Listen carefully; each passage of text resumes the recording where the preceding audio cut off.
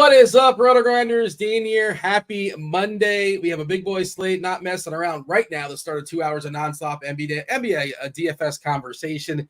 Joining me today, you guys know Tim, Tasteful Tides, a single game specialist, a 3-entry specialist, just a DFS specialist.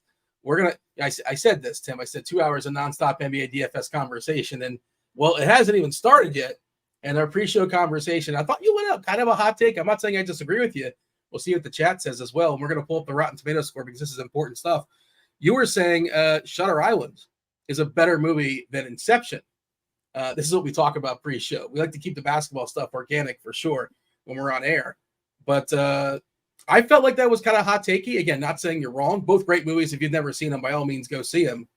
But do we think that the critics agree? Do we think that people agree as far as Rotten Tomatoes and such? Can Steve run a poll in chat? Oh, yeah, of course he can. Yeah, sure. Yeah, why not? There we go. Yeah. Yeah. Let's the chat. Yeah. Do we think most of the people have seen it at this point? Like, some people just don't watch movies for whatever reason. But I feel like most people have seen both of those movies. Derek in chat says both movies were meh, which, I mean, come on. That's a terrible take, isn't it? That's a very terrible take by Derek. Oh my God! What a poor take there from Derek. Yes, many people are saying hello to Will, hello to Chief. This is not Will. Will, we had a late swap. We went to the bullpen. I guess you had plenty of time to prepare, and of course you're going to knock out this slate anyway, so you're good to go. Is there hockey going on tonight? Of course there's hockey, but how big is the hockey slate? On there on top of that as well. I think it's 5 games. Okay, that's pretty easy. All right, I know the Panthers aren't playing, or I'm pretty sure they might be playing actually. Are the Panthers playing? They are playing. They're still out west, I think. Yeah, they're playing Calgary. Vancouver. Calgary. All right. All right. We got the poll going in chat. We'll see what the people say as far as which they prefer, Shutter Island or Inception. Curious. I think Inception's going to win that. Inception. People love Christopher Nolan. Although, both Leo movies too. I just realized they're both DiCaprio movies. This could sort of happen that way as well. Here's the Rotten Tomatoes scores. Inception, 87 from the critics, 91 from the people. So is Shutter Island going to be higher than that or lower than that? That's a pretty solid bar. That's a very solid bar. I'm a little bit worried now. 69 from the critics for Shutter Island, 77. That seems a little low. That's low. I'll tell you what it is. Shutter Island is a little bit more of a slow burn. Right? Like you got to kind of stick around. Maybe some people might say it's a little slow, but I think the payoff is absolutely worth it. You obviously think the same way because you prefer it over Inception. All right. As far as tonight in the association, it's a tough one, Tim, as far as doing analysis on this show, because there's a lot of incomplete information, right? We don't know about Tyrese Haliburton. He's questionable with his knee. We don't know about Joel Embiid. He's got a hamstring. He has just one hamstring. Miles Turner's got 2 hamstrings. He's questionable as well. John Collins has been out for 10 days or so with his illness. We'll see if he comes back to play. Capella missed last game with the knee. We'll see if he's playing. We saw they're playing Capella and Okongwu last game or a couple of games ago alongside each other, which is pretty fun. De'Aaron Fox is in it an absolute nut matchup versus Washington. He's playing late and he's questionable, so we don't know. The Lakers are back to doing their questionable stuff. I think LeBron and Davis are both going to play. And it's just they're just doing their usual nonsense. Although Davis was typically probable, he is listed questionable today. Just a lot of stuff up in the air. The Hornets, Rozier's got a thumb. He's probable. Gordon Hayward's ill. He's questionable. It looks like Bridges they won't let him in the country in Canada. Right. That seems to be the report there. He tweeted that out yesterday and then he deleted it quickly. And I think Woes just reported he's unlikely to go. Mark Williams has a back, so he's doubtful. I did bet Toronto late last night when I saw the report on that tweet. So I don't know who's playing for Charlotte today, but it just feels like they're set up for an absolute thrashing. I know it's Toronto and they can only thrash so much, but they're 12-point favorites right now versus whatever Hornets are going to show up. It's not going to be good. You want to give me the screenshot as far as this slate? It feels like a lot of potential blowouts, right? Memphis' last game before they get Ja back. At least, Ja would serve his 25 games after today. They're 11-point dogs versus OKC. And They're pretty wounded walking into the Thunder, and it feels like the Thunder are going to smash them as well. We haven't seen Joel Embiid like play in the fourth quarter in a while, it seems, because he smashes too hard, just destroying everybody in his way. But I think it's 10 games now where he's like at least at 60 fantasy points. It's just spectacular. He's been incredible this year, better than his MVP season. But yeah, we're going to do our best as far as, working our way through game by game. And a lot of it's going to be like if this and if that. And stay tuned, because if we lose Halliburton, TJ McConnell season. If we lose Turner, Isaiah Jackson. If we lose both, we're probably stacking some terrible Pacers because salaries are tough tonight. Doing my my rankings today, I had a hard time ranking the players I like because a lot of the prices are just. It feels like there's like some price gouging going on out there. On I was just gonna say, I was doing the CVRs today, and I usually try to throw in a couple cheap guys, for the people, and I couldn't do it. I was like, who do I even recommend? So I put in all expensive guys because it's like we have some cheap Grizzly guys, and that's all we have so far. So we are in desperate need of some injury news, which I'm not convinced that we're going to get. So it's a very, very tough slate right now. Yeah, we have Marvin Bagley and James Wiseman, a couple terrible Pistons as well. Yeah, right. Like the people that are popping in projections right now. Like I do like some of them. Yeah, I do like some of the Memphis guys, but generally speaking, the people that are popping in projections right now are not people I have a lot of confidence in. Yeah, so I mean, and obviously, and like you said, this Charlotte situation, if PJ Washington were to sit, we could get some more value there, but I don't know. It's pretty ugly right now in the value streets. But like, who even would be the value? Like Bryce McGowan's, JT Thor. It's all, and they're not even like 3K. Like McGowan's is 5-1, Thor is 4-2, but he's like really terrible. It's tough. It's tough, and I'm pulling up to see if we have any if-thens. This is kind of like around the time where they're good to go. Obviously, you can't do it for everybody, but we're prepared for if Embiid is out. We're prepared for if Embiid. It doesn't sound like a big deal, but if Embiid and Marcus Morris is out, because Marcus Morris is the guy that would steal minutes from Paul Reed. Morris, I believe, was a midday downgrade due to health, due to not feeling well. We're not sure about John Collins coming back tonight. Again, he's been out for, it feels like, at least 10 days or so with an illness. He's not been feeling well. But I guess we can just kind of get started game by game. Unless you got like an overall thought, by all means, but we can just kind of figure it out on the fly as we go.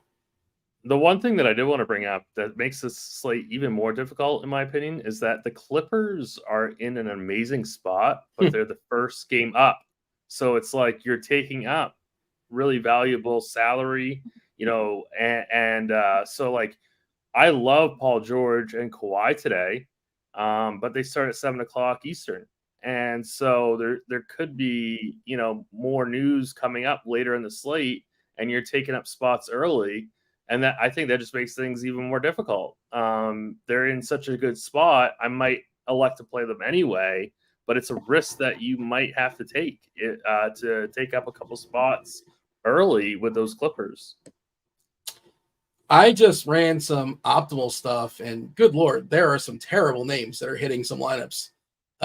This is kind of what you're referring to as far as Memphis. We just got an update like 5 minutes ago, and very first optimal on DK has 4 Grizzlies, and that's gross. What's funny is the second one only has 1. The third one has 2. The Grizzlies as a whole, I think they just get smashed today. But we'll see. As they're waiting for the arrival of Ja, hopefully Jacob Gilyard is getting a fair bit of ownership today. That's uncomfortable. He is. And here's the thing, and kind of to speak to like there's no value, right? And we'll get going as far as game by game, but he's 3.8K on DK, 3.6 on FanDuel. He's projected to score 17.5 DK points. And that's a value play. Like that's what we're getting excited about. Like that's not good.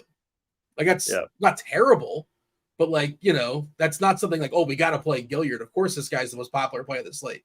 It's just that we have nobody under 4 or 5K to help us get the, 8, 9, 10K guys. And we're just sort of like taking a bad math play just to kind of like, help the salary cap, right? It's not necessarily you like Gilliard, you just like what's around him, what he helps you get. But that's where it currently stands right now. My hope is that we get a change because I think that's really fragile chalk. Is that fair to say? Right. Oh, it's definitely fragile chalk.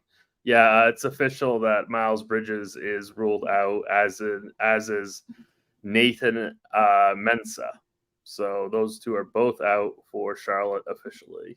Nathan Mensah is a person who plays professional basketball for the Hornets? Yep.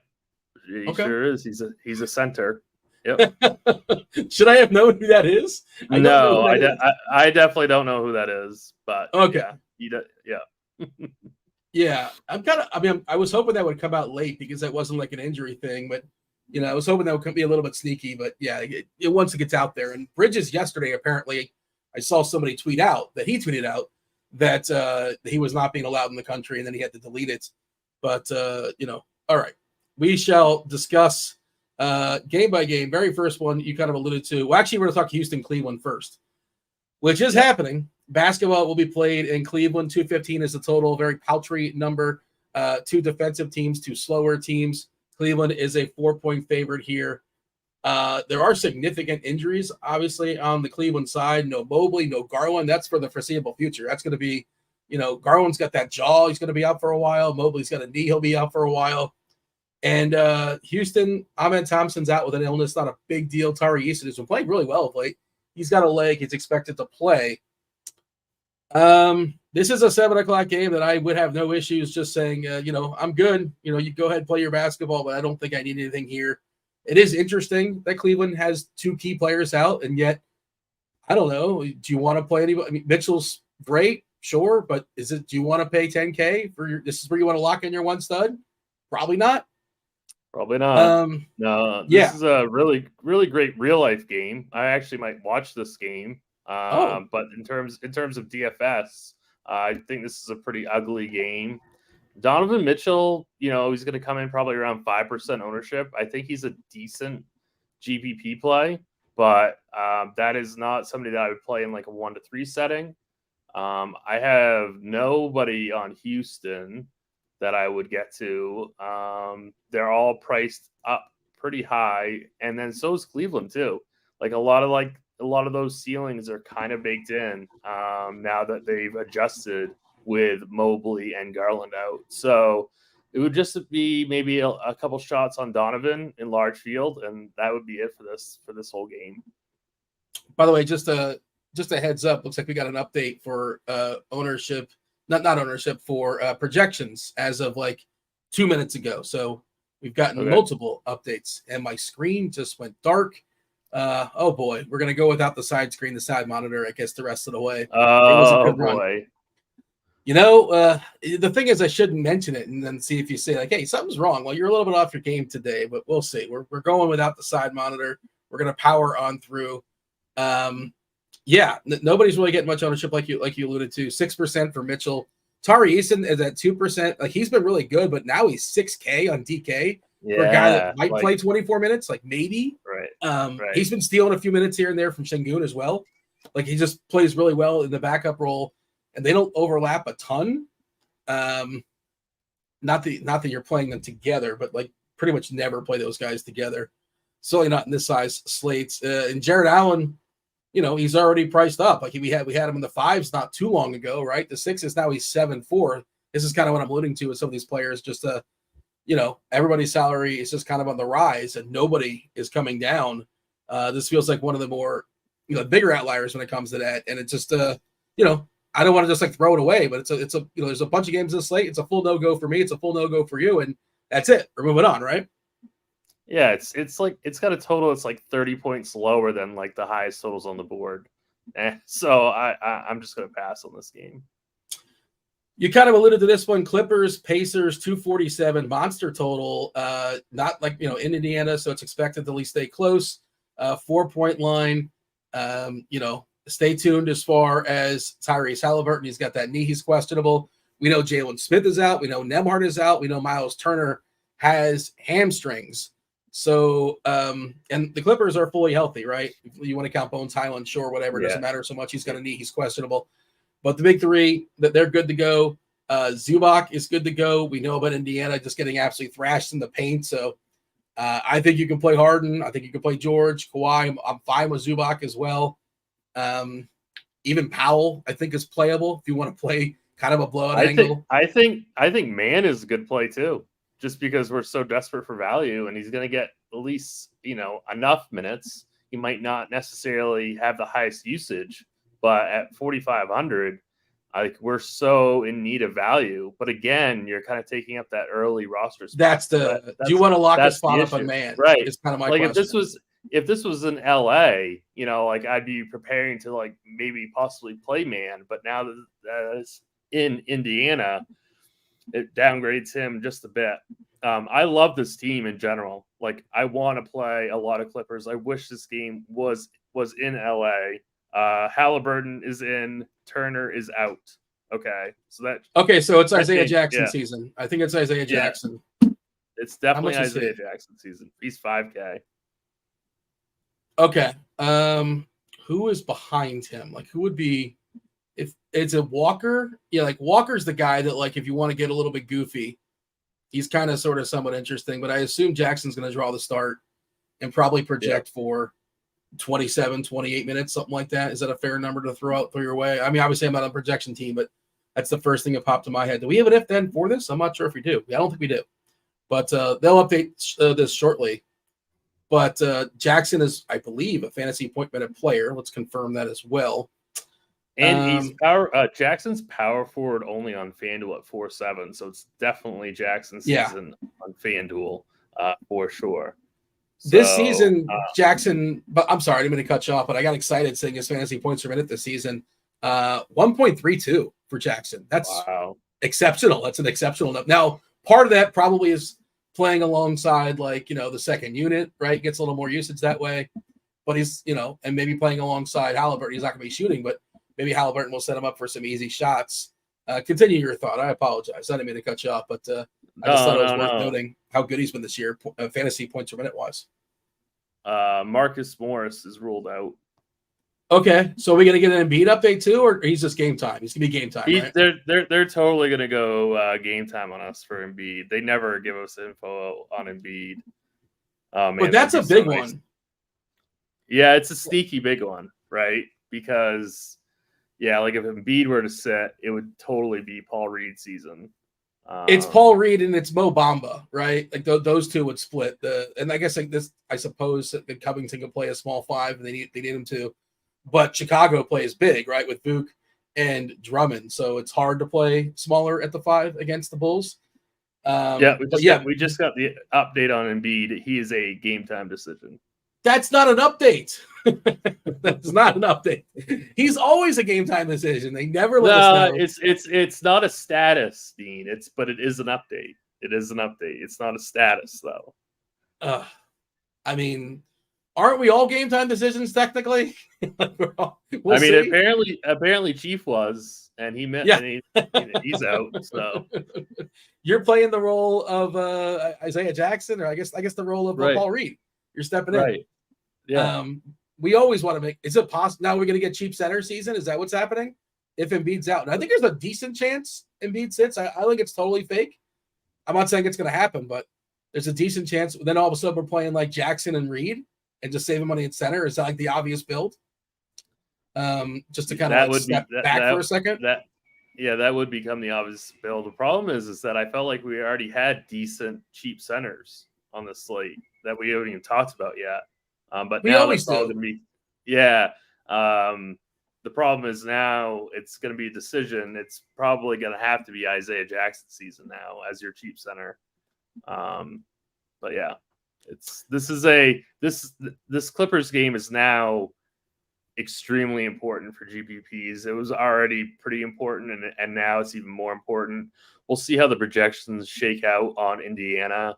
But I love Kawhi today. I think he's probably one of the safer plays at 8,600. Definitely should be in your cash games if you're playing cash tonight. And I certainly don't mind him in GBPs also.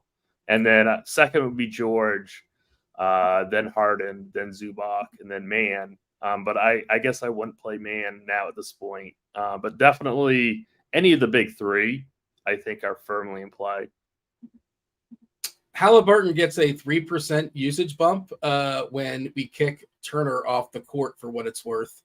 Just thought that was worth noting. I don't think as far as like fantasy points, it's not a huge difference unless I'm reading this wrong on the court IQ, but top usage differentials, Halliburton up 3%, Buddy Hield up 2.2%.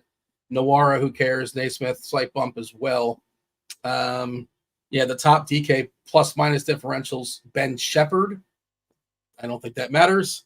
And Naismith topping. Yeah. Okay.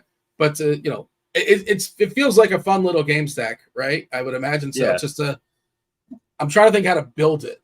Jackson. Who do you think who guards Halliburton? Probably not Harden. Yeah, it's definitely not Harden. You think it's either George or Kawhi? Yeah. I almost feel like it would be. I almost feel like it would be Kawhi.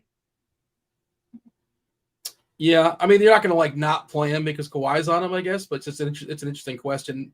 Right. Yeah, man, probably unhealed. I'm guessing. Maybe Harden unhealed. I'm not sure. I'm not really good at this. And you know what? This game is going to be flying back and forth. There's going to be a lot of just sort of like, pick up whoever or just transition basketball. But we're talking about half court stuff. How would you build, a little game stack here? I think Jackson's one of the key pieces. You'd have probably one of the three for the Clippers at least. One of Harden, George, or Leonard. It sounds like you like Leonard the most. I do like Leonard the most. I would probably go Leonard, George, Jackson. Maybe that's where I'd leave it. Maybe just a 2-1. I mean, it's so only not a Halliburton 4-point spread. So you wouldn't prioritize Halliburton over a second Clipper?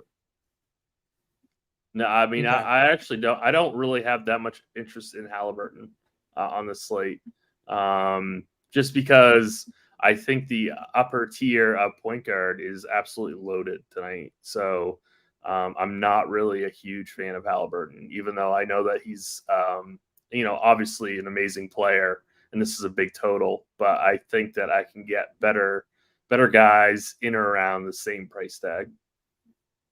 Hoosiers hang banners. I'm going to assume Indiana fans saying they're going to need a lot of minutes from Naismith to guard Kawhi. Yeah, I was thinking about him as somebody that would get a lot more extra run also. But again, I was going to wait to see what the projections team had to say in terms of minutes for Indiana.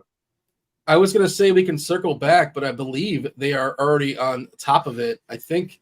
Let's see. Yeah. Okay. So give it the old refresh. Isaiah Jackson projected for just 24 minutes is his projection. Even at 24 minutes, 5K projected for 29 DK is a median projection. Looks like a really pretty strong play. Brown is versatile. He's going to have to play 30 plus minutes or so. He'll be out there. The price is kind of baked up on him at 6'2", so he's not really a value. We're giving Naismith 27 minutes for what it's worth. I mean, they still have a lot of pieces, Indiana, right? Right. Okay, so the only ones that are quote-unquote RG values right now are Jackson and Halliburton, and that's that. The next guy will be Bruce Brown. All right, anything else we should say as far as this game, or shall we move on? We can move on. All right. Chicago and Philadelphia, we already kind of sort of somewhat talked about this, but let's talk about it. 226 is the total. Philadelphia is a 10-point favorite here. The status of Joel Embiid is very much in the air. He's got a hamstring, and they did rule out Marcus Morris which he's the guy that the savvy vet that would draw the start many times, or potentially if Embiid was ruled out, but now he's gone. So it seems like it clears the way for Reed and Bamba, some combination of those two. Chicago, Torrey Craig is doubtful. Levine is still out. Caruso, as is always, has that ankle, so he is questionable. He's been gutting through some stuff, but he's not finishing games either. Kobe White has been awesome of late and good for him, but man, that price has come up fast, but it is justified as well. it's an if-then game with Embiid. Like if he gets to play, if he plays this game, he gets to play a fourth quarter. Maybe he puts up 70, 75 fantasy points, but he's been destroying the world in the first half and the third quarter as well, so much so that he's not even playing fourth quarters. Philadelphia's just walloping their opponents. I think it's been an easy string of opponents for what it's worth. The Bulls aren't great, but they're not like. No, you can't hear me? I can hear you. You cannot hear me? I don't know. Tim, can you hear me? Hi? Am I by myself? Did I lose Tim? Producer Steve says Tim just hopped out. He's coming right back. Okay.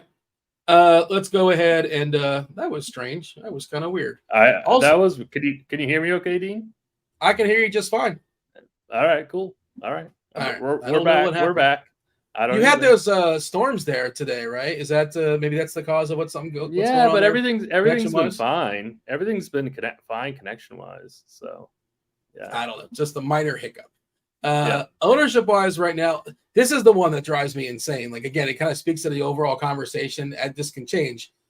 But the Terry line projection for the Bulls, like, and now understand this was at 3:00 and ownership stuff is going to change. It's going to get refined, but I cannot believe that he's getting like any ownership outside of what let's see, was it 18% ownership earlier today for the Bulls? I know that they're without some pieces, but let me see if I can get to it.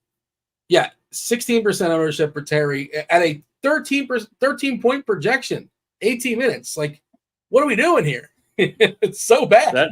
That's how starved for value we are, though. See that. That's why I was kind of looking at like Terrence Mann too, because I think he's such a better play than Terry. But it's certainly I think that's a little high in terms of projected ownership, but I'm not really sure. And do we know the status of Caruso? He's questionable. Even if he plays, it's questionable if he plays all 4 quarters. Right. He goes to the locker room a lot. Yeah, and I think this is because of Craig being doubtful. That's why he's getting some minutes. We got Steve in chat saying, "Do not play Terry. I'm a Bulls season ticket holder. Do not do it." Yeah, I don't want to do it either. But like, it's just because the way we're looking for any sort of value, and it's a very liberal use of the word value to say he's a value play because he's really not. But it's just like maybe you could eke 13 points out of him. And again, this stuff should change as like theoretical value actually comes through. And Terry's going to go to bed. He's going to go away. But this is as of a while ago. Melton is fine. And a lot of this is like dependent upon Embiid, right? If Embiid doesn't go. Caruso is in. Torrey Craig is out. Killian Hayes is out. Does that matter? We'll talk about that. I'm curious if that's interesting or not. I feel like they're thinner up front than in the backcourt. But yeah, I guess we'll talk about Detroit as well. Capella is in. Okay. Hunter is in. Hunter is in. Are we getting any value right now? I guess the big one is if Embiid doesn't go, and then we'll have a big shakeup for Philly. And you know what? We actually do have an if-then, so I should bring it up. And we have an if-then set up for if Morris and Embiid are out. Morris is out. Maxey would become a really strong play. His projection would go to about 50 DK, 47 FanDuel, median projection. Right. Melton at 35 DK, 34 FanDuel. Reed will be projected for 27 minutes and 26 DK points. Bamba would be projected for about 14 minutes and 16 DK points, which is not spectacular. Is he like Stone Min though? How much is he? 3K on DK, but he is center, so he's taking up that center spot. 3.9 on FanDuel. We're only giving 40 minutes. Let's see, 27 plus. We're giving 41 of the 48 to Reed and Bamba. I guess they'll just have to play small against somebody on the other side, at least according to the projections. But like I think we've seen Covington, we've seen Batum play the 5. Like, it's possible, but also not the best opponent to do that against, probably. But also, like, what are you going to do? Yeah, you just figure it out. It's only a few minutes, anyways. But I think this Philly situation is going to be crunch time's problem. Unfortunately, yes, it's very hard for us to break it down because we're not going to know Embiid until 15 minutes before tip-off. So, I mean, it's going to just be tough for us to really the problem just from a macro perspective about Embiid also is that there's so many cheap centers that I already want to play. That will drive down his ownership. I mean, he's projected for 3%, 5%. That's obviously great for GPPs.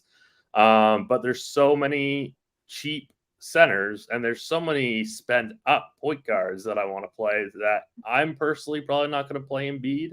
But I obviously have no problem. It's definitely a way to flip the build, so to speak, to pay up at center and pay down at point guard. That's definitely a contrarian way of building. But it's going to be tough to play Embiid today, for sure. We have Jokic too. Yeah. It's just hard to make this stuff work. Jokic versus Dwight Powell or Rashad Holmes on the other side. We'll talk about that for Dallas. We did get a new batch of ownership, 532. So hit that refresh button on the old lineup HQ. And also, if Embiid plays, Paul Reed goes to bed anyway. So you're talking about if Embiid's in, then one of our cheap centers is out. But Isaiah Jackson probably. Let's run a new optimal. I'm going to assume he's hitting most of them. Is that a fair assumption that Jackson's hitting a bunch of optimals? I think it is, right? Oh yeah, he'll be hitting tons of them. Yeah, and we'll see what Crunch Time has to say about the Embiid situation. Like you said, you're right. Philly they don't care about us. They don't care about DFS, despite the fact that FanDuel, and DraftKings, they throw a bunch of money the league's way. They'll take that money, but will they help? No, they don't know. They're not going to give us a lineup. God forbid, who's playing in a professional basketball game 10 minutes before the game starts. That's too much to ask for. I will stop my rant. You got anything else as far as Philly and Chicago? No. Okay.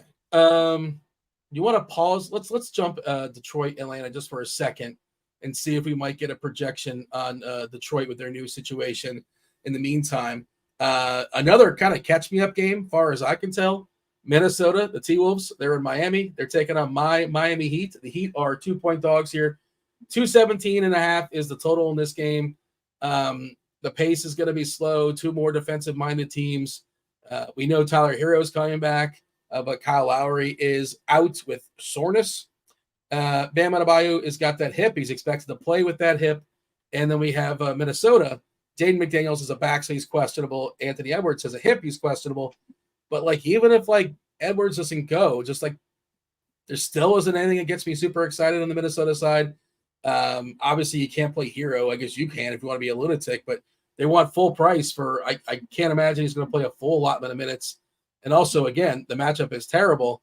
I got nothing as far as Minnesota-Miami. You got anything here? I've got absolutely nothing. The Heat are way too expensive for this matchup. It's the worst possible matchup on the board. So Miami is definitely a no-go for me. I don't know. I always seem to have some kind of interest about Rudy Gobert, but that Bam matchup's obviously pretty bad. So I this whole game would be a pass for me, even a 150 setting.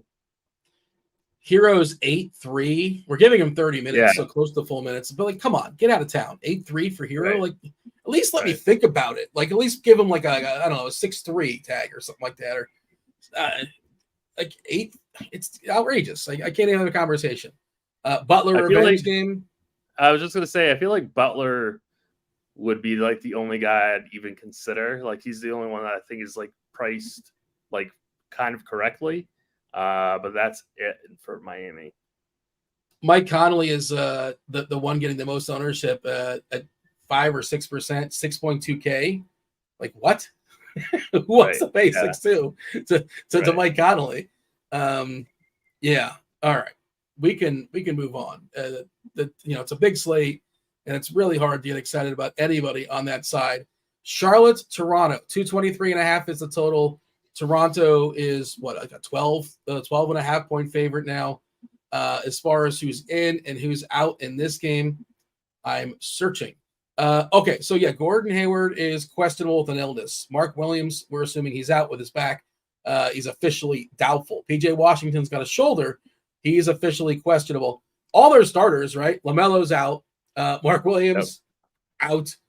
Gordon Hayward ill, questionable. PJ Washington's questionable with the shoulder. And Terry Rozier's got a thumb. He's expected to play with it. We know Miles Bridges is out for legal reasons. Toronto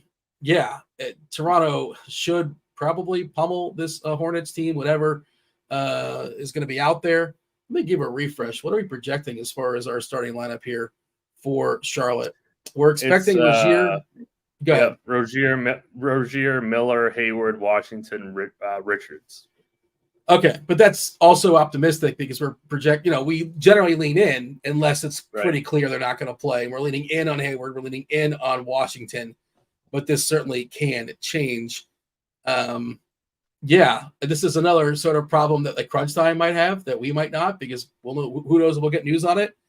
But there's theoretically some value here for the Toronto side. For the Charlotte side. We don't like picking on Toronto, right? They're a slower team. They're not the most vulnerable defense, but Charlotte should have put up 100 points in theory. What are you doing with the Hornets? I guess it's like nothing unless Hayward, Washington are out, and then maybe something. But then still, what do we like? I don't really like anyone on Charlotte other than Nick Richards, but we already have too many centers, so he's really not going to make the cut for me. Even if PJ Washington sits, I don't know how many Hornets I'd realistically want. I think Miller projects decently on FanDuel maybe, but even then, it's like I think he's a pass for me. Like this is not a good matchup. They're 12.5 point dogs, so really I think this Charlotte team's a pass for me. Let's see. Miller on FanDuel is 6K. Yeah, it's a pretty good projection, and he's a small forward spot. Sure, it's playable. Don't mind it. We're giving him 36 minutes because somebody's got to eat those minutes, and they could even be a tighter rotation if they lose one of or both Washington and Hayward. Let's see. The news is Torrey Craig's is going to be out for a while for Chicago. That's unfortunate for the Bulls. What about the Toronto side? Because we like picking on Charlotte. We don't really have the money to spend up on a lot of studs, but like Barnes and Pascal should both really do some damage here against Charlotte. How do you feel about the Raptors? I'm looking at their ownership right now, and other than Schroeder, who I love, they're all like right around 5%, 2%, 3% for like OGs, like Scotty. Like Scotty's getting no ownership.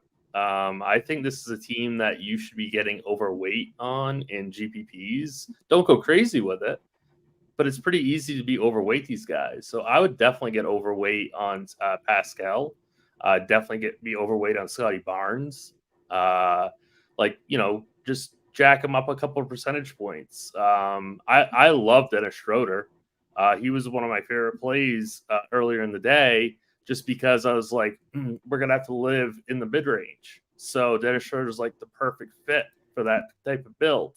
It looks like maybe we're going to get some value, but even so, I think Dennis Schroeder is a fantastic play today. I'm just not crazy about that ownership. I didn't think he'd get steamed that high to like 20%.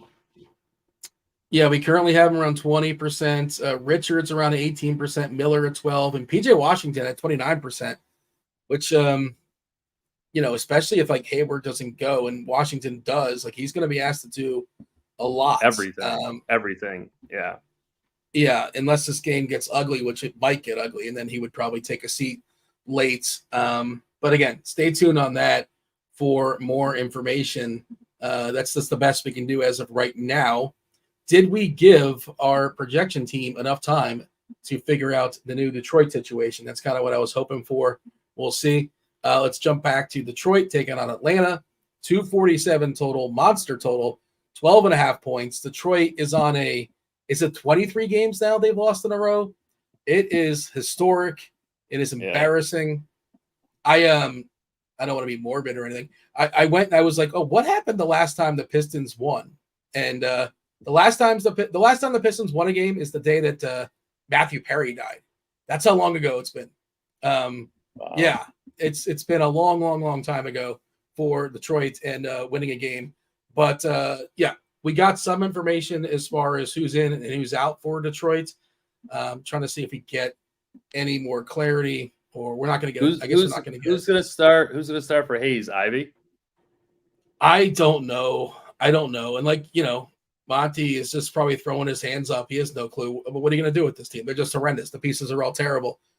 So they're without two guys in the front line, right? No Isaiah Stewart, no Jalen Duren, Killian Hayes also being out. Want to see, did we get an update? Yeah, I think we did. Let's give a refresh because we got an update at 5:40. I assume that means they knocked out Detroit. All right, now pulling up Detroit, and as far as their minutes, given 35 to Cunningham, 32 to Bogdanovich, 30 to Jaden Ivey, 27 to Oscar Thompson, 20. We're giving 24 to Livers, 24 to Bagley, 22 Wiseman. Alec Burks gets 18 minutes. Sasser, I saw people talk about Sasser in the chat. He had his cup of coffee. He was doing some things earlier in the season. He showed, some potential. But is nobody really getting us excited here? Bagley, another center that I wouldn't say gets us excited, but, he's a good fantasy point minute player. 1.02, good usage guy.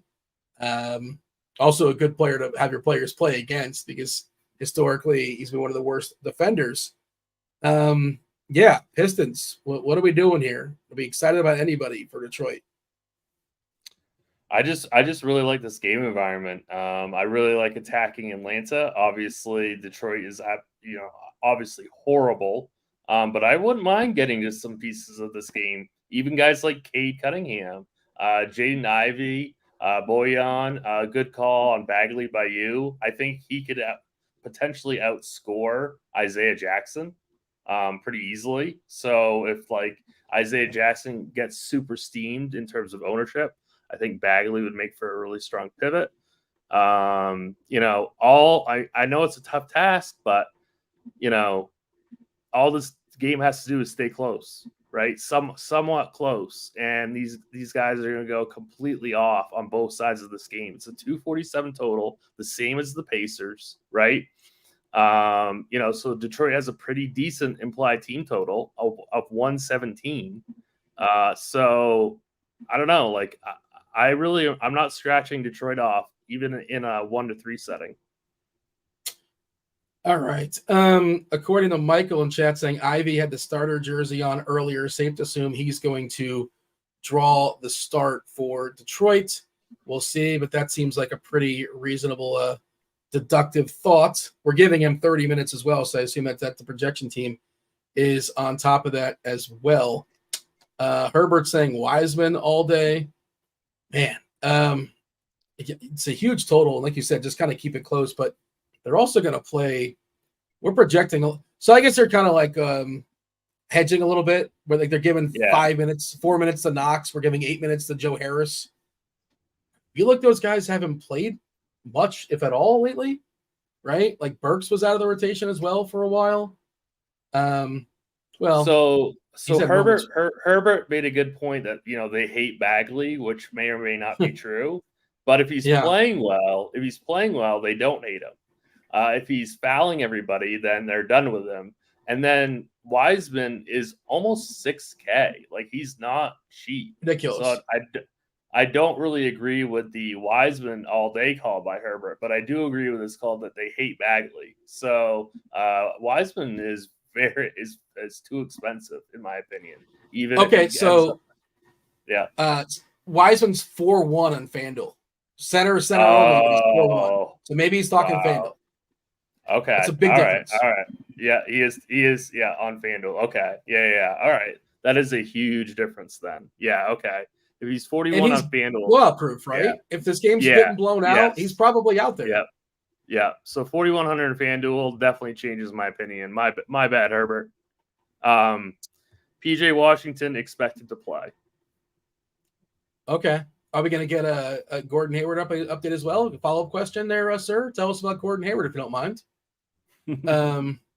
I never understand when we get one guy and not the other guy. There's no updates. Yeah, but if it is Washington and no Hayward, Washington's going to be popping pretty well in projections, and he's probably going to pop as is, I think. Yeah.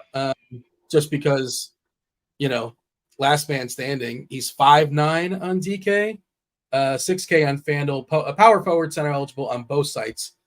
But I think PJ Washington's going to be looking pretty good in the projections, and even better if we see Hayward not able to go. Atlanta should smash this Detroit team. This matchup obviously is spectacular.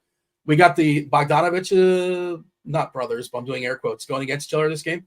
Do you prefer which Bogdanovich do you prefer in this game if you're going to power rank them? Bojan is the one I'd go with. Bogdan is certainly interesting as well. Do we think that Atlanta is going to do this double center deal as far as starting, or not necessarily? We've seen it before with Okongwu drawing the start with Capella. I think that was with somebody out though, right? Is that the reason why? I can't remember who was Hunter out. Is that the reason why? I think Hunter was out for that. Yeah, like Trae Young is going to destroy this Detroit team, right? Yeah, Trae Young's my favorite play on the slate. Okay. So, yeah, I mean, like I said, if this game can somehow stay close, Trae Young should easily get 60 DK points, and he's only 10K, so he's a little bit cheaper than Halliburton. He's obviously cheaper than Luka. This is a matchup that he should absolutely crush in. So, the only thing that you're worrying about is blowout. So hopefully this game can, I'm not worried about his price though. I think he's a value at his price. But the point is, if you have one big spend, you got to choose it carefully. And your guy is Trae Young, and the projections love him too. Like we're giving him 55 as a median projection at 10K on DK, which again, like the value plays are the most expensive guys, which isn't the way it's supposed to work. It doesn't traditionally work that way. But that's just like a lot of the studs are like 1K too cheap, and all the mid tier and cheapies are 1K too expensive, and it makes for weird builds. But that's just kind of where we're at right now.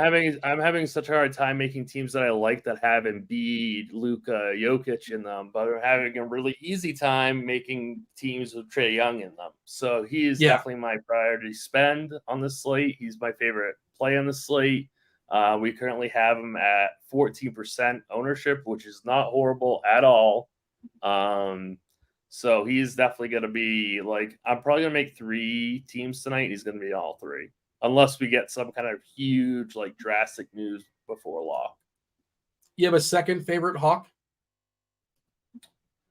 Probably Capella. I just ran more optimal stuff. Trae Young is in the first optimal lineup, as is PJ Washington, as is Isaiah Jackson. So, that all kind of checks out. I don't know how I feel about Washington. Chalk. Oh, Gordon Hayward ruled out. Well, you're probably going to feel better about Washington, but also the chance of a blowout has been increased too, because that's one less professional basketball player playing for the Hornets tonight. And if this game stays close, if you want to tell yourself a story, the game stays close. Terry Rozier is an awesome, awesome tournament play. He could put up 40 and 12, right? He's going to be shooting a lot. The ball will be in his hands a lot. He will play, again, if the game stays close, barring goofiness, 37, 38 minutes possibly. I think it's an interesting route for tournaments. I don't know if you have to run it back with somebody in Toronto, but certainly somebody in Toronto, they're kind of expensive, like Barnes and Pascal. One of them probably gets there, but I didn't mean to neglect that. I really like Schroeder. Schroeder too. That's another way of doing it. Yeah, you could play Washington, Rozier, and Schroeder, and that's not too hard to do. That's not killing your salary. Schroeder's ownership is even higher than last time I looked, so he's really getting steamed. Okay. Michael's mentioning in chat Sadiq revenge. Yeah, I forgot about that. I don't know how vengeful Sadiq may or may not be.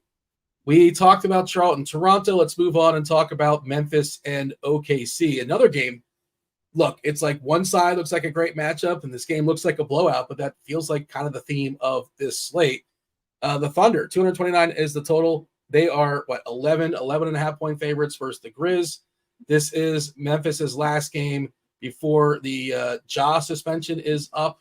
I think, we'll get to it when we get to it, but I saw somebody talking about maybe the possibility of him not playing the first game on the road, but we'll see. Doesn't matter for our sake. This is the last game before he's back officially. Bismack Biyombo is doubtful with his back. Derrick Rose, they call him week to week. We know Marcus Smart is out. The Kennard is out. Clark, Adams, the litany.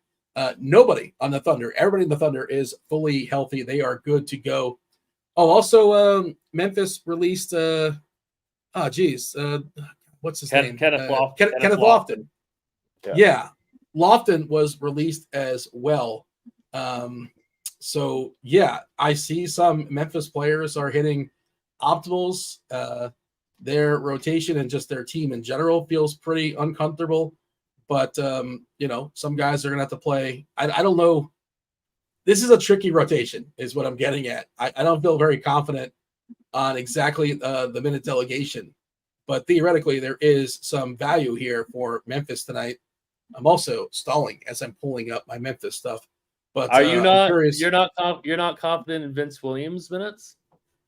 Well, that one, I mean, as confident as I could be, it's probably he's the one I'm most confident in. Yeah, well, Desmond Bane first, but he's expensive. Well, right? Yeah. I'm just talking about the cheap guys. Yeah, I mean, I'm pretty confident in Williams' minutes. We have him projected for 29. I think that's completely fair and correct and pretty safe. He's kind of like the chalky value guy all day long before we got Isaiah Jackson. But I think he's still going to be super chalky, and I like him quite a bit. You think he's good chalk? That's kind of the point I was getting at. Is that a good chalk play?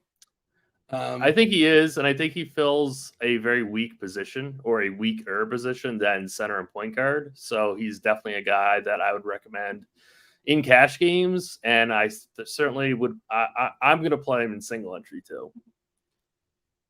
Tomorrow night, Wembanyama was ruled out, by the way, with an ankle. I know it's not relevant to today's slate, but I saw that alert, and I was like, they're not playing tonight. I was like, if you can get a line, well, it's probably too late. It's been 2 minutes, but if you could have bet against the Spurs in the last minute and a half, you should have, because that's going to move the line for sure. Hopefully it's nothing too serious. He's a lot of fun to watch. And Bane is kind of the same story as Rozier, right? Like, if this game stays close, Bane probably is having a big game, or it's the finals like 90-93, and it's not a lot of points are being scored. But yeah, he's going to be asked to do a lot. But it's I don't think I'm going to be there. I'm not getting there as far as my big spends. Santi Aldama is another guy, like you talked about, the Williams getting a bunch of ownership, 31% currently, 29% for Santi Aldama, power forward only. And then these other characters like Conchar and Zaire Williams, who we've seen these guys jump in and out of the rotation. Xavier Tillman, we've seen him play 25, 30 minutes. It's weird. Is it possible we get him to pop up and play? I don't know. Roddy's getting 27. I just think that I'm surprised at how low. I'm surprised at how low we have Tillman. I was kind of bummed out. I really wanted to play Tillman today. Probably not now because we have Jackson, but he was definitely on my radar as one of those good cheap centers. But at only 15-minute projection, I think he's still a guy that could go over that projection and not something that I would cross off in a 20 max setting. I might put him in 1 of 20, just because he fills that cheap center role that's going to be very, very popular today. And he's a contrarian spend. Well, he's been a DMP CD for several games. So again, that's right. But if he's obviously now Biyombo's out. Yeah. We'll see. Yeah. What are we currently projecting as our starting Memphis lineup? So interesting. We're projecting him to start, but only play 15 minutes. That's what I'm looking at. They have Laravia. They have other bodies. We're projecting Gillard to start as well. The absence of Rose. We've seen him have a couple of games this year. I think I can't remember if one of them was out without Bane or not. But yeah, Gilliard, Bain, Vince Williams, Triple J, and we're projecting Tillman to start, which is, again, interesting because and he's only going to play 15 minutes. I just think there's a fragility to that number. Yeah, me and too. if you're running a bunch of lineups, it's not crazy. Right. That's why I wouldn't cross him off because, I mean, I think he's in and it's a really good matchup for him. The Thunder are not good on the inside. The other thing I want to point out about this game, the other thing I want to point out about this game is that if you're going to play multiple pieces for Memphis, run it back with SGA. I think SGA is unbelievably strong tournament play today. So who's got money for that? But well, I like him too. You're gonna be fading Trae Young, right? Like Trae Young's gonna be popular. Get to SGA and play a couple of these Memphis guys. Like if you want this game to stay close, right? You got to play SGA. If you want to get maximum value out of these cheap Memphis guys, this game has to stay somewhat close. OKC ownership-wise, the only one that's getting ownership, and this is another uncomfortable one, is Isaiah Joe, who comes off the bench and shoots some threes. If he makes them, okay, good. If he doesn't, his floor is like 3. It's a problem. Right. Yeah, like we're giving him 20 minutes and 16 points as a projection, and like this is the nature of this slate. Like, get out of town. I'm just not. I don't think I'm playing guys like that. I'm not making enough lineups to justify it. If I was playing 150, sure, I could tell myself the story, but if I'm making 1 or 3 like you are, it's hard to feel good about any of it. Like, Kenrich Williams, Cason Wallace, all these guys that are crazy, crazy thin. Anything else as far as this game, or shall we move on? Well, if you want to go the route, like I don't have money for SGA, but I want to run back, then I love Jalen Williams. Okay. At 4%. I still think be clear, Jalen with an L. Yeah, no Y. Just want to be clear. Right. No Y, right? Right. No Y. Okay. Dallas, Denver, 237.5 is the total. Denver, again, another one where we have a big spread, right? Denver is a 9-point favorite here. Luka was not feeling well, but he's expected to go. He's currently questionable. They're without Derek Lively on the inside. He's their big man. And no Kyrie. Kyrie's been out for a while. Kleber, another big man who's not playing basketball tonight. Josh Green, also unavailable. The interesting one is Rashawn Holmes. He's questionable with an illness. I don't know if he plays, even if he's healthy, but somebody's got to start and, try and D up. Joker on the other side. KCP is questionable with that concussion protocol. We'll see on that. I don't think even there was like a clear pivot, just sort of throwing it out there. But, Dallas center. Are we interested in Dwight Powell if he starts? Like, nobody wants to play Dwight Powell, but no chance. Yeah.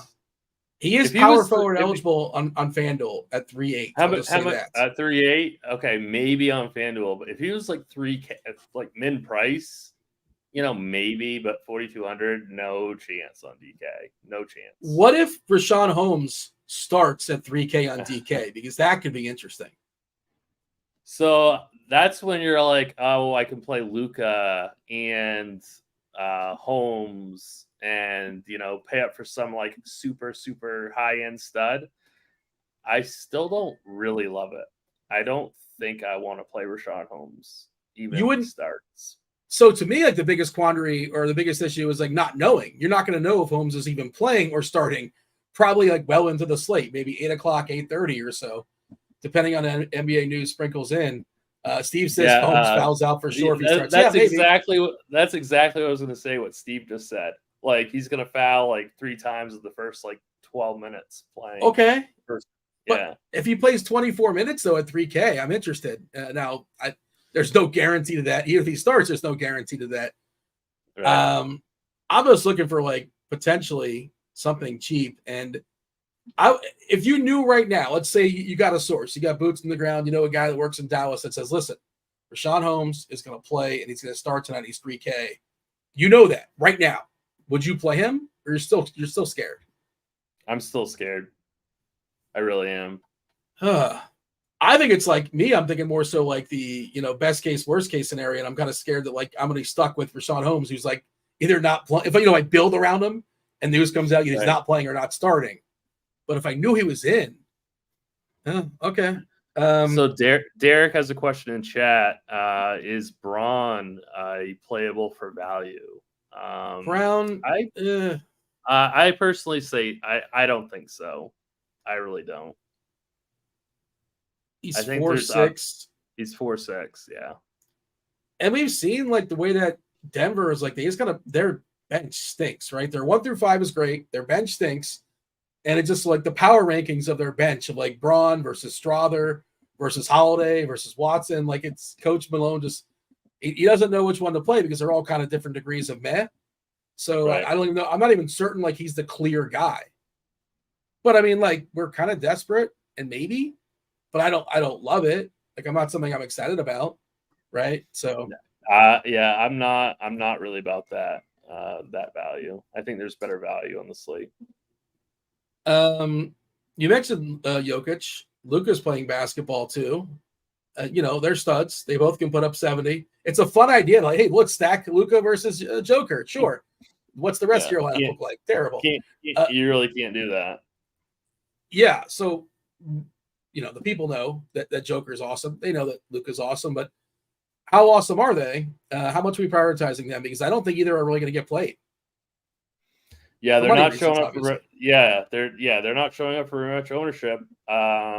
Jokic is probably my favorite raw point player on the slate. I know that's not really a hot take, but if there's one stud, if you want to say I'm going to pay for one premium player, it would be Jokic for me, just because he should destroy this inside for Dallas. So Jokic is my guy. I probably can't get to him the way that I'm building tonight, but Jokic would be the play that I'm most afraid and center is where you're looking for value mostly, right? So that's right. It's tough. It's tough, but if he puts up 90, you feel like all of a sudden you have a cushion, right? You can sort of, it's okay if this guy only got me 15 and he was 3K, like whatever. Yeah, I'm really hoping the group of like Luka, Jokic, and Embiid, just go for like 65. You got to be relatively 60, quiet.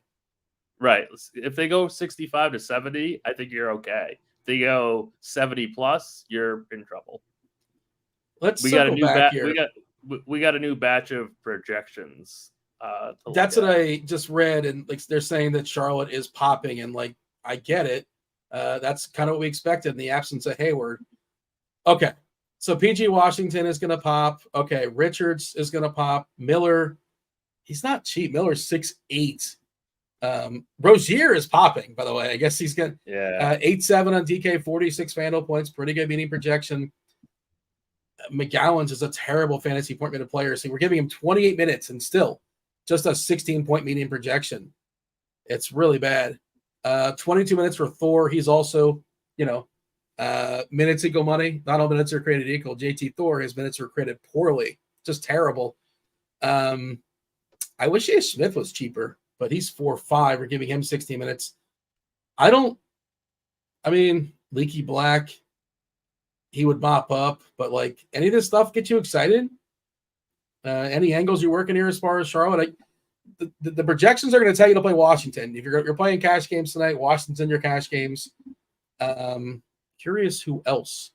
You mean, maybe Nick Richards. Maybe, but you're playing Jackson before him.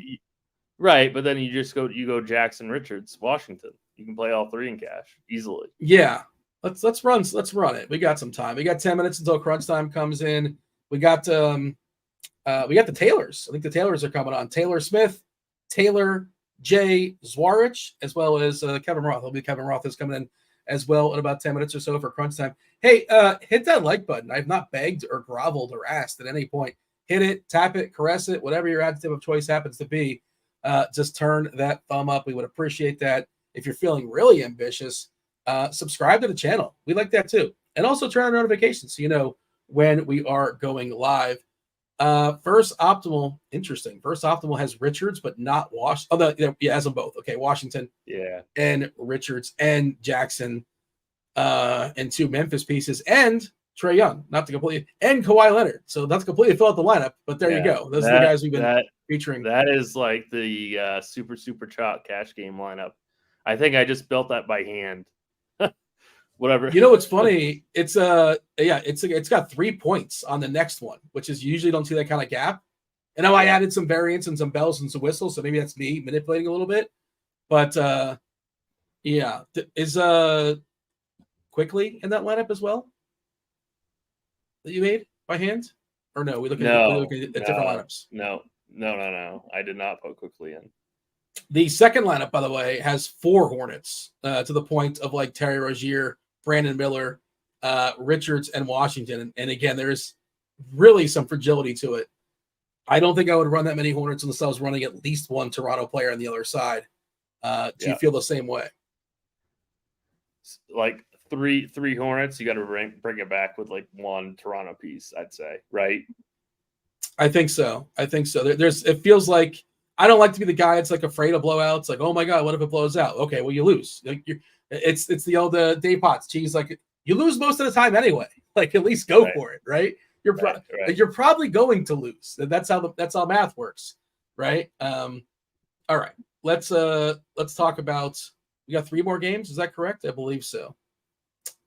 The Nets are in Utah. 234 is the total. The Jazz are 5-point dogs here at home.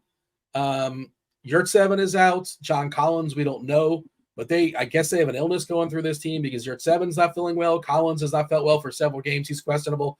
Luka Samanic is expected to be available, but he was also somebody that was dealing with an illness. 2 of their key players in the backcourt, Jordan Clarkson, Keontae George, both unavailable. Brooklyn, pretty healthier. They're getting healthier, I suppose. DFS is available. No Simmons, no Walker, no DSJ, no Dennis Smith Jr. Dorian Finney-Smith is available. I hate Jazz games because they're another team. It's just really, really hard to predict as far as their rotations. But, sometimes you need Jasmine.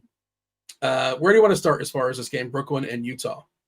I definitely want to start with Brooklyn. I really don't have much interest in the Jazz at all. I think they're priced fully. It's not the best matchup. It's tough to figure out their rotations. I do like some of the Nets. They're just hard to get to the way this slate is shaping up. I do like Cam Thomas quite a bit. I like Mikal Bridges at 7-7 quite a bit. I like Spencer Dinwiddie quite a bit. I was looking at this team quite hard earlier in the day. And Dinwiddie's coming in with a pretty good projection and pretty good ownership, but I like Schroeder better and he's cheaper. So I don't know how I'm going to parse that. I might play Dinwiddie in one lineup of my 3. And then Claxton was popping really hard earlier, but now he's going to start falling off the board quite a bit because we have so many other cheap centers to play. But I keep him in the pool. Keep him in the pool. Oh, definitely keep him in the pool. He's currently 20%. I bet it comes in lower than that. Will the Jazz start Kessler? They kind of like dance back and forth and never really know if he's going to play or not. Kelly O, especially if Collins doesn't go, like those guys could be interesting up front, but it's just hard, man. It's hard to figure out Utah rotations. We're currently giving 30 to Markkanen. We're giving nobody more than 30 minutes. That's just the way they operate. It seems like sometimes. Sexton 30, Collins 27. Again, this might change. Stay tuned. THT, he had a big game the other night. Kessler only 25 minutes, and he's fully priced. He can really get loose as far as stocks, blocks specifically, and boards and dunks. But if they only let him play 25 minutes, whatever. Kelly O can get you like push for that cheap triple-double some nights, like that 9, 8, 9, that kind of thing. But he's kind of fully priced. He's center and center only. No power forward eligibility. I'm not wasting a center spot on Kelly O. Do you want to just move on? We got 2 more before crunch time comes in. Anything else you want to highlight as far as Brooklyn and Utah? No, this next game is very important, so we should talk about this game. So you're not going to believe this, Tim, but it's another game where it's a great spot, but a potential massive blowout, right? This is the nature of the slate. This is the theme of the slate. Sacramento, the Kings are at home versus the Wiz. 249.5 is the total. Sacramento's got a 131 team total, a huge number. We do not know about De'Aaron Fox. De'Aaron Fox is questionable with his shoulder. As far as Washington, they're on the back half of a back-to-back, so Gallinari, he cannot play on a back-to-back. He would combust so he cannot play basketball tonight. Landry Shamet is still dealing with that rib, so no basketball for him tonight. Besides Fox, everybody else is fully healthy and good to go. Murray the other night put up like 25 points in the third quarter, like just nailed every three possible. I think 46 actual points in the bucket. So good for him. That was the absence of Fox. Sabonis should smash, just annihilate, pummel, whatever adjective you want to use against this Washington front court. And he's going to be 2% owned. He's going to be 2% owned, Dean. Because everybody's saving money at center. I know. Or they're going to pay up. The thing with Sabonis is, like, you see him put up 45, 50, 55 on the rig. You don't see him put up 65s, right? He doesn't really have those monster games just fully break the slate. The chances of him hurting you, like putting him on score hurts you, is very, very low. But also the chances of him just like fully thrashing. But if he is going to fully thrash, it would be against Washington. And he might put like 20 rebounds up on this team. It wouldn't surprise me. Washington, we know, is the worst rebounding team in basketball. Fox is great. He's another guy nobody's going to play. It would not shock me at all if Sabonis had a triple-double in this game, like a good one, too. Like a good, 20, 15, 10, you know? I love Sabonis in this matchup. Beyond that, Fox, people are going to... I think Kevin Huerter is decent value. Like, you want exposure against this Washington team. So I think Huerter is a strong value. I think he's even cheaper on FanDuel too. So Huerter, Sabonis, I think that would be it for me for Sacramento. But this game is very, very important for DFS purposes, in my opinion. Do you have a lead on Fox if he's playing or not? Because I don't. I don't know. I don't know. I'm not really sure. But I mean, they have a 131. They have a 131 total. It's a huge total. And they're going to go completely overlooked. I have my list of teams that are playing in the front half of the back half. It's not a lot tonight. Yeah, Rockets are on the back end, Washington on the back end, Grizz on the front end. So yeah, I wanted to check and make sure that I thought maybe if Sacramento's playing tomorrow, they would hold out Fox for one more game, but it is an island game for the Kings. And is Tyus Jones the best player in basketball now? He is who we thought he was. Right. I thought he was going to be awesome on this team, and it took him a while to get there, and they kind of suppressed his minutes. Yeah. And is this going to be the spot where he slows down? I don't know. You probably want him against Fox, right? Fox is defensively. This doesn't seem like the spot where I want to stop playing him. So I love going Tyus, go Sabonis, go Huerter, little mini game stack, something like that. I love it. So Jones is not going to project well, right? But his form has been awesome of late. This is the most he's been in a while. I was in on the triple double the other night. That worked out. But now we're asking 6.6 on DK, 6.3 on FanDuel. Do you like Jones better than Schroeder? I don't think you do. You talked to Schroeder. No. I like Schroeder more, but still, Jones is going to be showing up at under 1% owned. Schroeder's going to be pretty chalky. I'm just saying, I think Jones makes her a really good pivot. You could play Jones and Sabonis, and again, it's sort of tricky not knowing about Fox. And is there a clear cut this is the guy if Fox doesn't play? Monk is almost 7K, right? I don't know if you want to play Keon Ellis. You probably don't, even if he starts. Davion Mitchell, I don't think you want any of that stuff.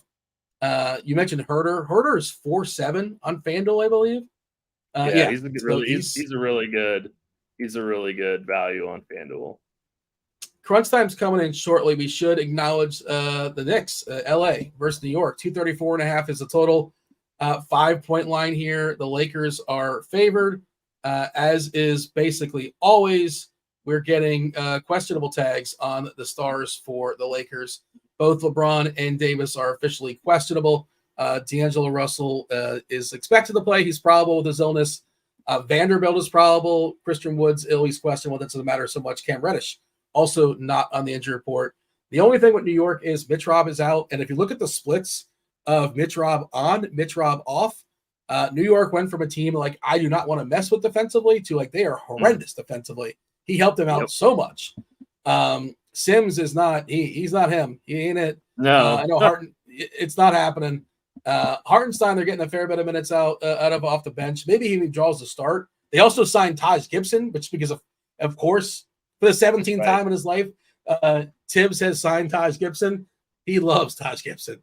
Not that you're playing Taj Gibson. What are we doing here as far as New York and the Lakers? Yeah, it's a good call by you about how the Knicks have like really fallen down defensively now that Mitch Rob is gone. I can't prioritize LBJ or AD over the other studs that I want to play. So I think they're going to miss my cut. If you want to play AD, I have no problem with that. I prefer AD over LeBron. And then I think that Randall is interesting at 8-6. I think this is a decent spot. Brunson on FanDuel, I think, is a strong play also. But I don't have a ton of interest in this game. It would just be like AD. Like I said, AD, and then Randall on DK, and then Brunson on FanDuel. I'll just give you this stats. Last six games, defensive rating. The second the worst team defensive rating in basketball, the Detroit Pistons, 124. The third worst, the Utah Jazz, 124. The worst by 7 points is the New York Knicks, 131. Good Lord. Mm-hmm. That is terrible. Crazy. It's unbelievably bad. Jumping off the page, how much Mitch Rob is the absence of Mitch Rob has significantly injured the defense for New York. I might actually bet the Lakers, but we'll see. Stay tuned on that. We got chief mineralogist Kevin Roth.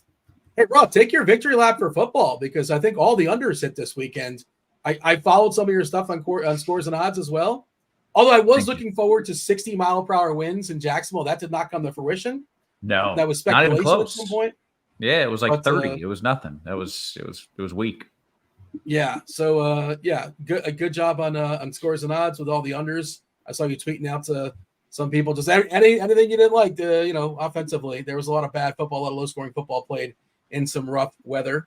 Otherwise, how are things? I also saw you tweet out that like your lights are up. So shout out to your lights. Yeah. Which I thought that was part of the $500 deal. Wasn't they were supposed to put the lights up for you, or I guess not. No. They put the lights up and then they blew a fuse again. They keep so it was a whole nightmare, but I got that figured out. What I'm most upset about, Dean, is that I just learned yesterday that there is a bet called lowest scoring game of the week in NFL.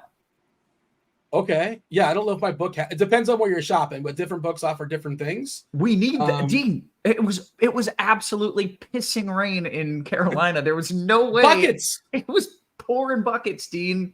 It was a toad strangler. There was no way anybody was going to score any points in that game. That was an obvious bet. And had I known it was a thing with two crappy teams too, it was just like the easiest bet of the week. And I didn't know it existed. I didn't know the term toad strangler existed until like 12 seconds ago. That I'm learning things too. Does anybody know toad strangler? Anybody? I know that. You know turd floater? I think I know what that is. Yes. Yeah. You want to get in the upper deckers? What else do you want to talk about? They all just mean a heavy rain. It's all the same thing. Oh, I would somewhere totally different. Never mind. I thought you were thinking of something else. No. Now I'm curious what your turd floater is. It's when it rains so hard over a cow field that the manure starts floating, because it lifts. It's a turd floater. Maybe the chat can tell what they thought turd floater was. I thought it was something else. Taylor and TJ, I don't know. Feel free to chime in. What's up? Welcome to Monday. How can I follow turd floater? You can't. You can't. You got to go out on that note, I think. Mm-hmm. Who is tonight's turd floater? Who's the player that's just going to absolutely bust our lineups tonight? That's the way I'm taking it, at least. Tim, who's the player like the big name stud that you're just not playing? And then also, give me the Filt and the Plums play. The people want that as well. Who's breaking the slate altogether? The turd floater has got to be a good play because they make it rain so much that the turds on your team float to the top because they just put up a massive score. Roth? Lovely. That interpretation of it does make sense. You've got to understand what a turd floater is, but yes, I like it. So my turd floater is Trae Young. He has kind of a floating game too. He shoots a lot of floaters. Yeah. Okay, I took it the wrong way. I thought that was traditionally, just in theory, without knowing anything else, I wouldn't want to mess One with. would assume. Yeah, one would assume you don't want a turd floater, but in this case, you do. Fair enough. Tim, you got anything else, or we're going to get out on turd floater? The people want to hear crunch time. I think we're good. Tim, thank you for jumping on, by the way. I know it was kind of a late call for you. Do appreciate you jumping on. Good luck tonight. Good luck to everybody hanging out in chat. The FanDuel sponsor crunch time. You got the Taylors. That's Taylor Smith. That's Taylor, Jay, Zwayrch, and Chief Meteorologist Kevin Roth. Kevin Roth, take it away. Good stuff. As always, welcome to it, ladies and gents. It's crunch time. You know the drill, too. The sharpest minds in the biz. Helping to walk us through tonight's slate. We do indeed have TJ in the house. TJ, how you doing, man? Doing very well. Had a pretty good day today. Little afternoon nap. Woke up early enough to make sure my lineup was good, and I was up to date on all the news, so I'm feeling refreshed and ready to rock. Okay. Well, I need help with the news because I didn't see any news that is going to make my lineups any better. Are we as starved for value as I felt like we were as I built my teams? Not so much. There's more now than there was earlier in the day. There's still not an absolute ton, and most of it's like low 5K, high 4K value as opposed to the 3K guys that I know you like. But there are still a couple others couple of them we could potentially take shots on, especially for tournaments. Okay, very good. We got Taylor in the house as well. Taylor, how are you?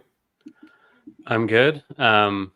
Looks a little gross out there on the slate right now, but still got some news we're waiting on, and maybe something will happen to give us that value that we crave so much. Okay. I got to tell you, I'm digging this little this pullover hoodie that you got going on, Taylor. It's very, very boho vibes there. Very nice. Appreciate that. I like the style for the show. Oh, very good. All right. Hey, TJ, I'm not digging. You what is it? Just a black hoodie? Nothing. No style. Raptors. Oh, I take it back. I love that too. I approve. All right. All right. Let's dive into the content. Nobody wants to talk shirts and fashion because none of us are good at that, but we are good at fantasy sports. So, Taylor, can you give me an overview? You mentioned there's still some news we're waiting on. What specifically is going to happen that's going to make my lineup better than it is now? Because I got some plays that ain't going to cut it as it stands right now. I guess the biggest one is Embiid questionable. That game, I believe, starts at 7, so we should get it momentarily. De'Aaron Fox questionable. LeBron and AD maybe questionable, maybe just fake questionable, like they kind of usually are. And some smaller stuff like John Collins and KCP, but Embiid's probably the big one, and we can react to that one as we go through. Can we get out ahead of it a little bit? Like if Embiid is out, who's the stone cold gotta play dude? So they do weird stuff usually. Like we've seen Marcus Morris start previously, but Marcus Morris is also out. Luckily, we don't have to deal with that. That's good. We hope it would be Paul Reed starting. He's 4-6 on DK or FanDuel rather, and on DK he is 4-4. So we can add him to the pile of cheap centers. The only issue is center's kind of the one position that has value right now. So it's kind of trying to figure out which ones you actually want to play. But Paul Reed's probably the guy. For what it's worth, too, he's currently warming up, and we think he's going to play. Yeah. So never mind. We'll just move on with the show. And if news breaks our way, we'll, of course, let you know. But in the meantime, let's dive on into it. Taylor, we like starting things off with a little FanDuel cash, and you are the man for the job. What do you got for us? So Trae Young is a standout spend on this slate. They are playing the Pistons, losers of 600 consecutive games. He's 10-1 on FanDuel. Pretty easy to get to him, even with the relative lack of value. I think Noto has him as a core play. I think you play him in cash. Don't really need to overthink it. Spencer Dinwiddie is another one that looks decent. Utah is a good matchup. He's 7-2 on FanDuel, usually a pretty good source of minutes. Jalen Brunson is always a little too cheap on FanDuel. Again tonight, 8,500 against the Lakers. I like that as a hammer. Brunson's always a pretty safe play. Definitely good for cash. This generally is a position to spend at, I think, tonight. SGA is another option if you want to go all the way up. Marcus Sasser is popping into some optimals at 3.9 as a punt.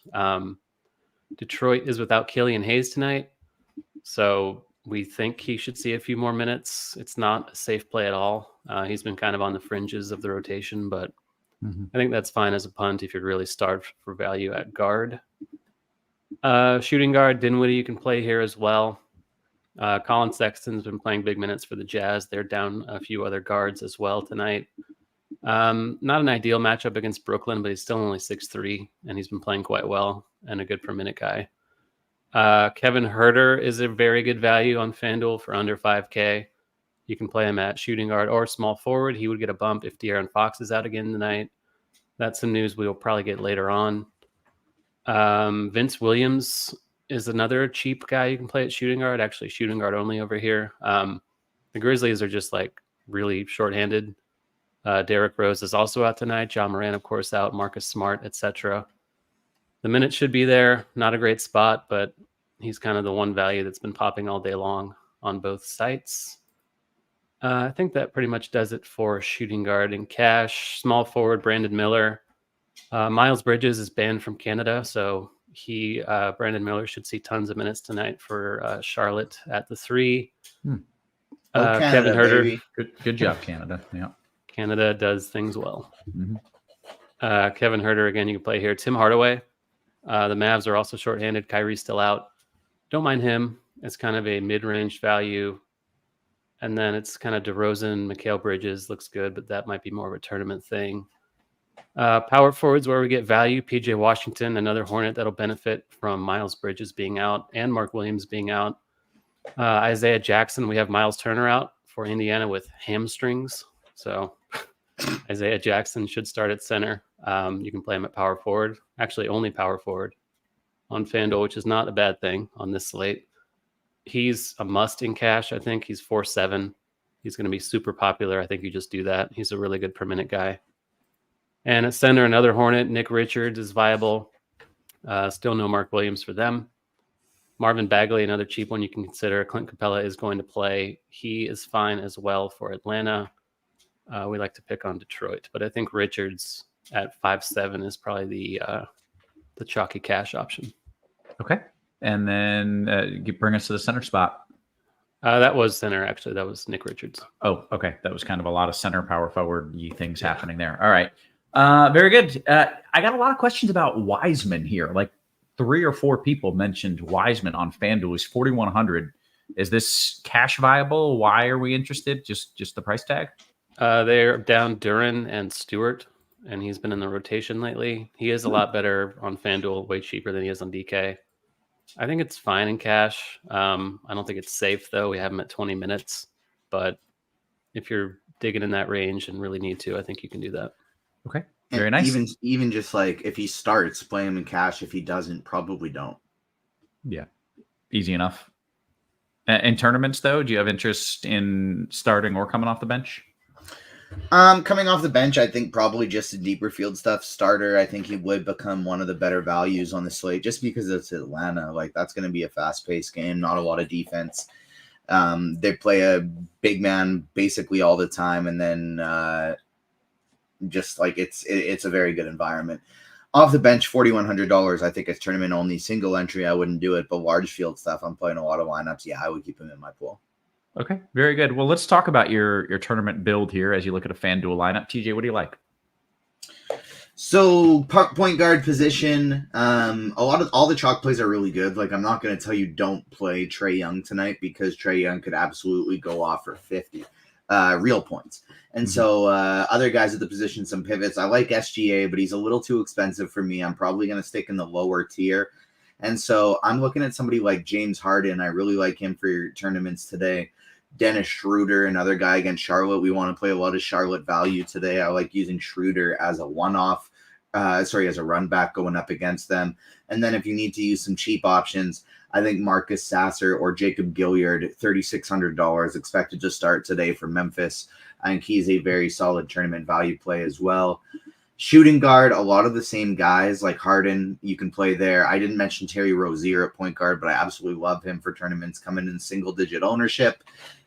Great. Like we want to use the Charlotte value, but I think all the usage could be going to Rozier today. So he's a very strong tournament play.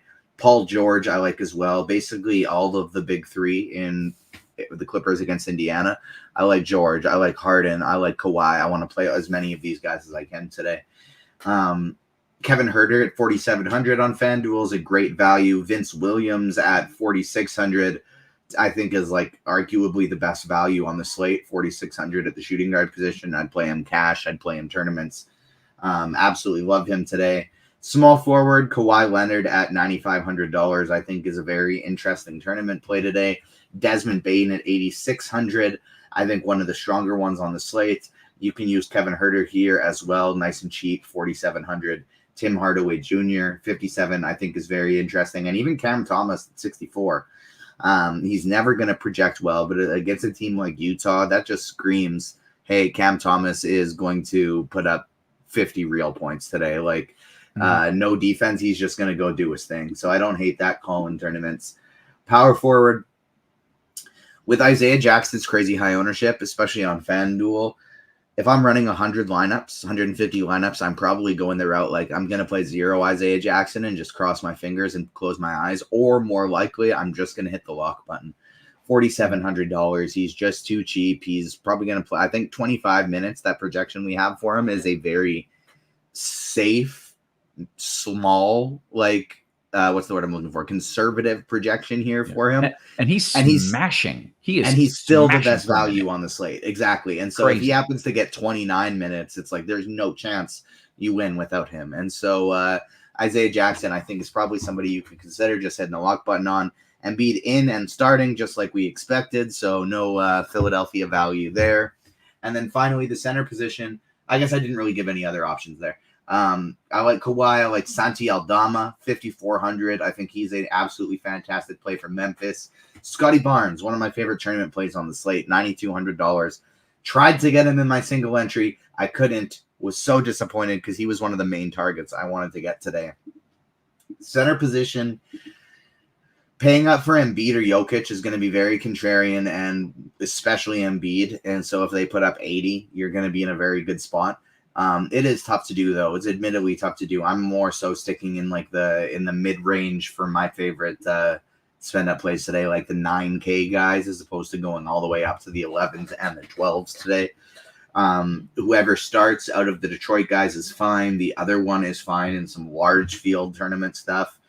Ivica Zubac is somebody that I think is somewhat interesting, and then Utah is a team that could open up some interesting plays if John Collins doesn't play, opening up Kelly Olynyk.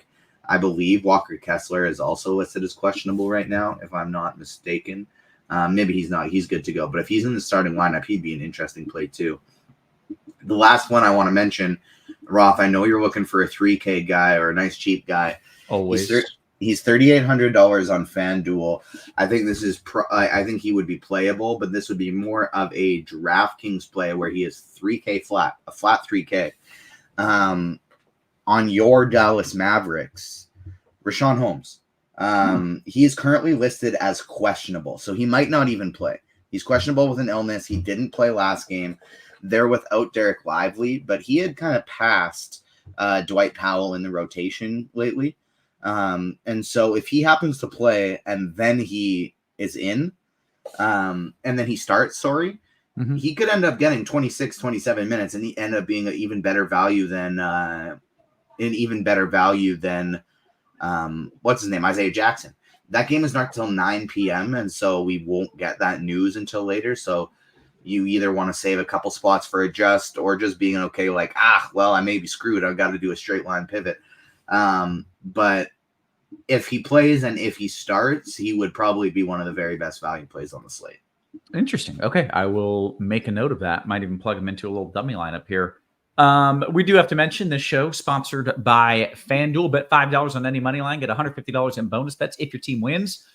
For new users in Arizona, Colorado, Illinois, Indiana, Iowa, Kansas, Louisiana, Maryland, Massachusetts, Michigan, New Jersey, New York, Ohio, Pennsylvania, Tennessee, Virginia, West Virginia, Wyoming. Terms and conditions apply. Must be 21 and up. Gambling problem? Call 1-800-GAMBLER. Shout out to our sponsor, FanDuel, keeping the show free for you. All we ask is you hit us with a little thumbs up, so we get some more eyeballs. Let's move it to DK. Taylor, I am interested in this build, and there is maybe a little more value than I realized, at least on FanDuel, and I'm hoping that applies to DK as well. Yeah, it's a lot of the same names for value. Isaiah Jackson is a staple, of course. 4 or 5K flat over here. Vince Williams, another one that's been popping all day. Really good play. Emmanuel Quickley is a guy you can play at either guard spot. Doesn't feel great. but the minutes are generally there, and he's usually a pretty good per minute guy. Don't mind that if you need a cheapie. Trae Young again over here is the core play. Easy playing cash for sure. Dinwiddie and Schroeder again. TJ mentioned Schroeder, great play tonight. Great matchup for Toronto against Charlotte. He is a reasonable salary in the mid-range. Let's see. Jacob Gilyard is another one that TJ mentioned. Possibly he'll start for Memphis tonight at point guard. Not a great feeling value, but again, we're kind of starved for some cheap stuff. And he's only 3.8 over here, so I think you can get away with that in cash for sure. Marcus Sasser, I think I do prefer Gilyard, assuming Gilyard starts. Shooting guard, Paul George looks good. They are playing Indiana, which has been one of the best matchups all season long. And revenge, if you're into revenge. Paul George, many years ago, played for Indiana. Spencer Dinwiddie again over here looks decent. Alec Burks, don't love it, but maybe more of a tournament thing just because the Pistons need some guards tonight. Moving to small forward, this is where you play Vince Williams, and don't overthink that in cash as of now. Kawhi Leonard is another one that looks really good in that Indiana Clippers game. A little bit more expensive than Paul George, but he's been really good of late and now leading the team in usage. Let's see. Brandon Miller's kind of pricey, but decent source of minutes. Again, Charlotte's missing several rotation players tonight. Gordon Hayward is another one that they're without. So he and PJ Washington are going to look great. PJ is probably a must in cash now too. He's 5'9" on DK. Minutes should be well north of 30 here. Hopefully he will start. Santi Aldama is fine. Memphis is going to be without Bismack Biyombo, we think, and they waived Kenneth Lofton yesterday. So minutes should be fairly secure for him. I think you can do that in cash, even if it's not a must. He's pretty good at power forward only. If you have money to spend, I really like Anthony Davis tonight. The Knicks defense has been atrocious since Mitchell Robinson went out, but I'm not sure you can do that in cash if you're prioritizing Trae Young. It's really like Trae Young, and then you kind of fill it out with mid-range and the values we've been talking about. I don't know if you'll have the money for a second stud, but if you do, I do like AD. And then at center, Isaiah Jackson again. Marvin Bagley for 4.9 looks pretty good. For the Pistons, Nick Claxton, really good matchup against Utah for the Nets tonight. And Clint Capella's minutes have been up a little bit of late. I think he's decent in cash against that undermanned Pistons front court. Okay, very good. TJ, we talked about some of this Memphis value, like Gilyard. Can I play Conchar? Because I need a forward. Like, that's where I landed, and I'm hoping that's not crazy. Is it crazy? Am I dumb? So, a little crazy, but it doesn't mean that it can't work. Like, they are very short today, so it's like if he comes off the bench or happens to randomly start, which we're not expecting, but and then hit some threes, gets hot, he could absolutely get more minutes and produce. I think I'd probably. Do you have Vince Williams in there? I think I'd probably want to try and get up to him, and then you got him in there too. Mm-hmm. Who you got? Like Luka and Jokic in there or something? How you need all this salary? My highest spend up is Kuz. Like, I don't even have a spend up. My lineup is terrible, but I don't know. Very, very mid-rangey, but needs some value as well. Well, let's walk people through what they should be doing, not what I am doing, because that is almost never what you should be doing. So Trae Young is not so highly owned that he becomes a bad tournament play. He's totally reasonable there as well. I love both James Harden and Terry Rozier. That's kind of the mid-range spend up I'm looking to get to. Scotty Barnes, point guard eligibility. Love him at projected 1% ownership. Like, I almost just want to change my whole lineup around and make sure that I get him because I did like him so much today. But as of right now, I'm landing on Harden instead because I do just like that build quite a bit better. Dennis Schroeder, somebody I like quite a bit as well. Going up against Charlotte, running it back with since we're playing a bunch of those guys, and then Jaden Ivey projected to start going up against Atlanta. Killian Hayes is injured for Detroit. I like Ivey at 5,300 there quite a bit. Shooting guard, a lot of the same names: Rozier, Harden, Paul George. You can add to the list now. Desmond Bane. This like just under 9K or even 10K and below range of spend ups, I think is just so strong today. Bane, Rozier, George, all of them are great options today. I don't mind some Cam Thomas, like we talked about on FanDuel. And then like I'm only playing one lineup today, but I did cut it down to if I were playing 150. And the if I were playing 150 set of lineups would have John Conchar in there for what it's worth, Roth. Small forward, like I love both of these Clippers guys, Kawhi Leonard, Paul George, Desmond Bane, once again, a lot of the same guys. Scotty Barnes, again, a lot of the same guys. Vince Williams, 4,600, one of the very best values on the slate. You want to make a pivot, or I think you can even use them together. Somebody like David Roddy is totally okay to use here, either as, like I said, as a tournament straight line pivot, or to use both of them in the same lineup. I could see Roddy getting extended minutes with them going small instead of them keeping Tillman out there for a very long time. Power forward, I think the PJ Washington, Santi Aldama, I don't think that's bad chalk by any means. Love Taylor's call on Anthony Davis. He's got a great price here on DraftKings. Kawhi Leonard, one of my favorite plays on the slate. And then David Roddy, another guy that I just previously mentioned that I don't mind going to as a cheap value. Finally, the center position, Isaiah Jackson is undoubtedly the top play here at the position. You want to spend up to Jokic, Embiid, or Anthony Davis, all the power to you. Again, though, I would rather just save that salary and probably not get to any Embiid or Jokic and just go like Anthony Davis or Domantas Sabonis. Domantas Sabonis going up against Washington. He's projecting for 3% ownership. He could have 70 fantasy points in this spot. Just a fantastic tournament play today. Chet Holmgren, another one, low ownership, great tournament play. Basically, anybody that's not 5K or below, you're going to be getting low outside of Nick Richards. Nick Richards is going to be chalky, but anybody else that's above 5K, you're getting low ownership on today. So a lot of really strong options there. And then again, you could potentially, we don't know if it'll work yet, that game isn't until 9 p.m., but you could potentially get a starting Rashawn Holmes at 3K flat later if you're willing to wait for the news and check back in on that one. Okay, very good. That gives us still like 15 minutes here until lock. Taylor, is there anything you'd like to add before we dive in, take some QQs? I think if Rashawn Holmes is out, then maybe you can play Dwight Powell on FanDuel. I think he's under 4K, but he's a little over that on DK. It's a bad spot against Jokic, and it's Dwight Powell. So I probably don't want to do that. Sometimes even starting, he gets like 8 minutes. And fun. I mean, they need bigs against Jokic. They don't have any left, really, but he's still Dwight Powell.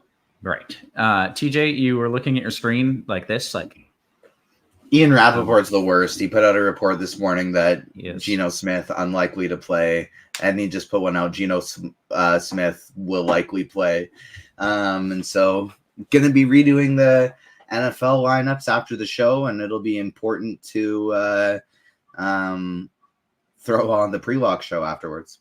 Good note. Good tease as well. Yes, we got a pre-lock show for Monday Night Football. I think that dude had a really stupid weather tweet recently that pissed me off too. Like that, just don't stay in your lane, man. Don't start talking about the weather because you don't know what you're talking about. All right, let's dive into some of these QQs. Of course, we've got the RotoGrinders Discord. That is where I typically start things out. And if you haven't joined the RotoGrinders Discord, what are you doing? You should be. That's where all the cool kids hang out. Let's jump into some of these questions here. It is a FanDuel GPP question from Smokin' Jay. TJ, what are your thoughts on chasing Keegan Murray's heater game on Saturday versus the sorry Wiz? Did he hit like 12 threes or something insane? Yeah, he absolutely did. I barely know who Keegan Murray is. He hit 12 threes. That's incredible. It's Danielle Marshall season. If De'Aaron Fox doesn't play, he's viable, but he has been priced way up, so it's like a tournament only thing. Okay, fair enough. Steve O, DKGPP. TJ, I'll come right back to you here. Value guard on DK, Gilliard or Sasser? Gilliard. Okay. Gamble says, Taylor, Nick Smith is popping on FanDuel. Any interest? And you can answer that for both cash and GPP if you'd like. I think it's more of a GPP play than a cash play. He is the minimum, but shooting guard only, I don't love it at all.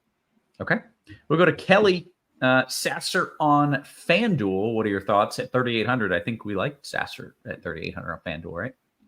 Yeah. His minutes should be okay. And he has been pretty good per minute, so don't mind that. Okay. Billy's question says, hey, it's gross, I know, but what about Markieff Morris on DK 3-entry max? TJ, We getting there? No, we are not.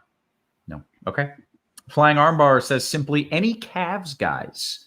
Taylor, any Cavs guys that stand out either for cash or DK? No, I think they've all been priced up from where they were the other night. And that game against Houston has a really low total and should be played at a slow pace. I don't think anything from Cleveland is really on my radar tonight. I guess Mitchell's fine in a tournament, but that's about it. So we used to pick on Houston because their defense sucked and they generally suck. But now with the new coach, are they kind of slowing things down and playing D? Is that the issue? Yeah, I think last I saw they had like the second best defensive rating. It's quite a leap. Just from a coaching change. Yeah. That's incredible. Coaches. They still can't score, but at least they can prevent you from scoring. So. Yeah. All right. Let's see. Thoughts on Oscar T for Indy? TJ, Oscar T? Thoughts on Oscar T? I can genuinely say in my entire life, I have never had any thoughts on Oscar T on Indy. My thought is I don't know who Oscar T is. That's the guy who got the game ball the other night when Giannis wanted it after his 64-point game, and they gave it to Sheboy for his 1 point. Nice. He's currently projected for 4 minutes.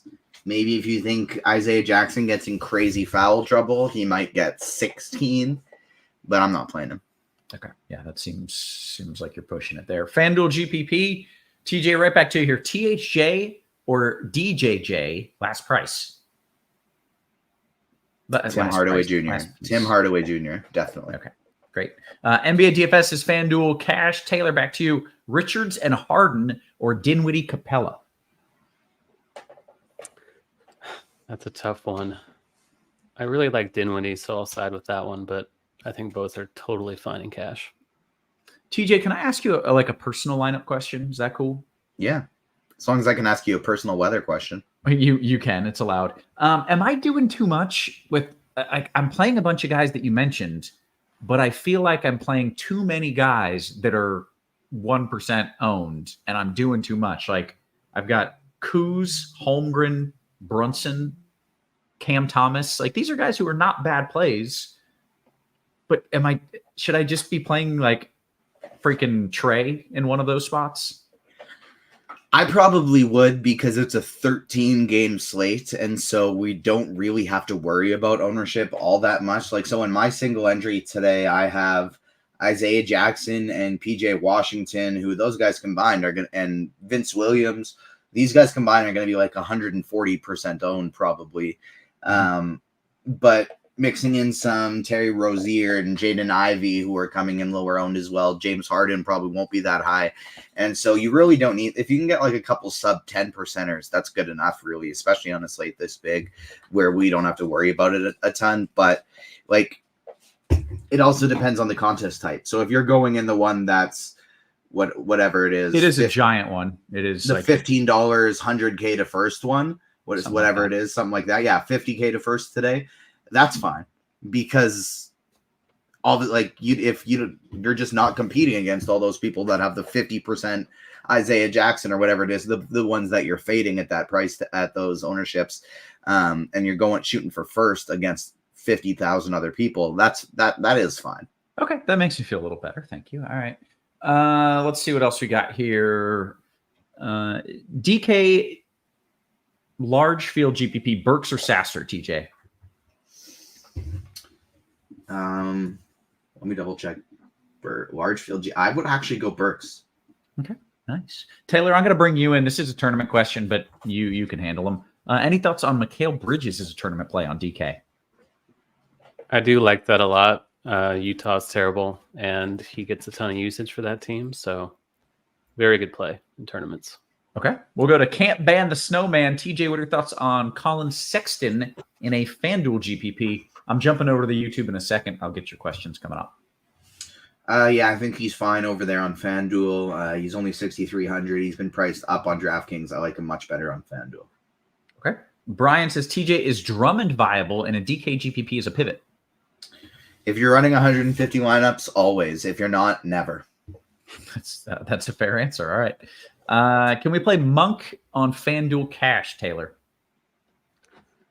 I think he's priced up, and he will get dinged if Fox plays. He's 6'2". It's not terrible. They're playing the Wizards. If you otherwise like your build, I think it's okay. Okay, but you mentioned if Fox plays, so is there a chance he doesn't play and then he becomes a good play? Yeah, he will be upgraded if Fox is out, which Fox is questionable, so could happen. Okay. That's fair. This is just a straight up sports betting question from Giuseppe, and I love his name so much that I'm going to take it. Indiana versus the Clippers. Clippers will win? Question mark. Yeah. Possibly. Yeah. Right. Yeah. All right. We think. Yeah. Possibly. Adam says, "Hey, what are your thoughts on LeBron on DK? We didn't really bring him up. I don't think projections are much higher than anyone in the small forward spot. TJ, you get to any Braun? No Braun for me, but I think he is fine. It's like Taylor said, without Mitch Robinson, they are just absolutely horrific at defensively right now. So yeah, I think he's fine.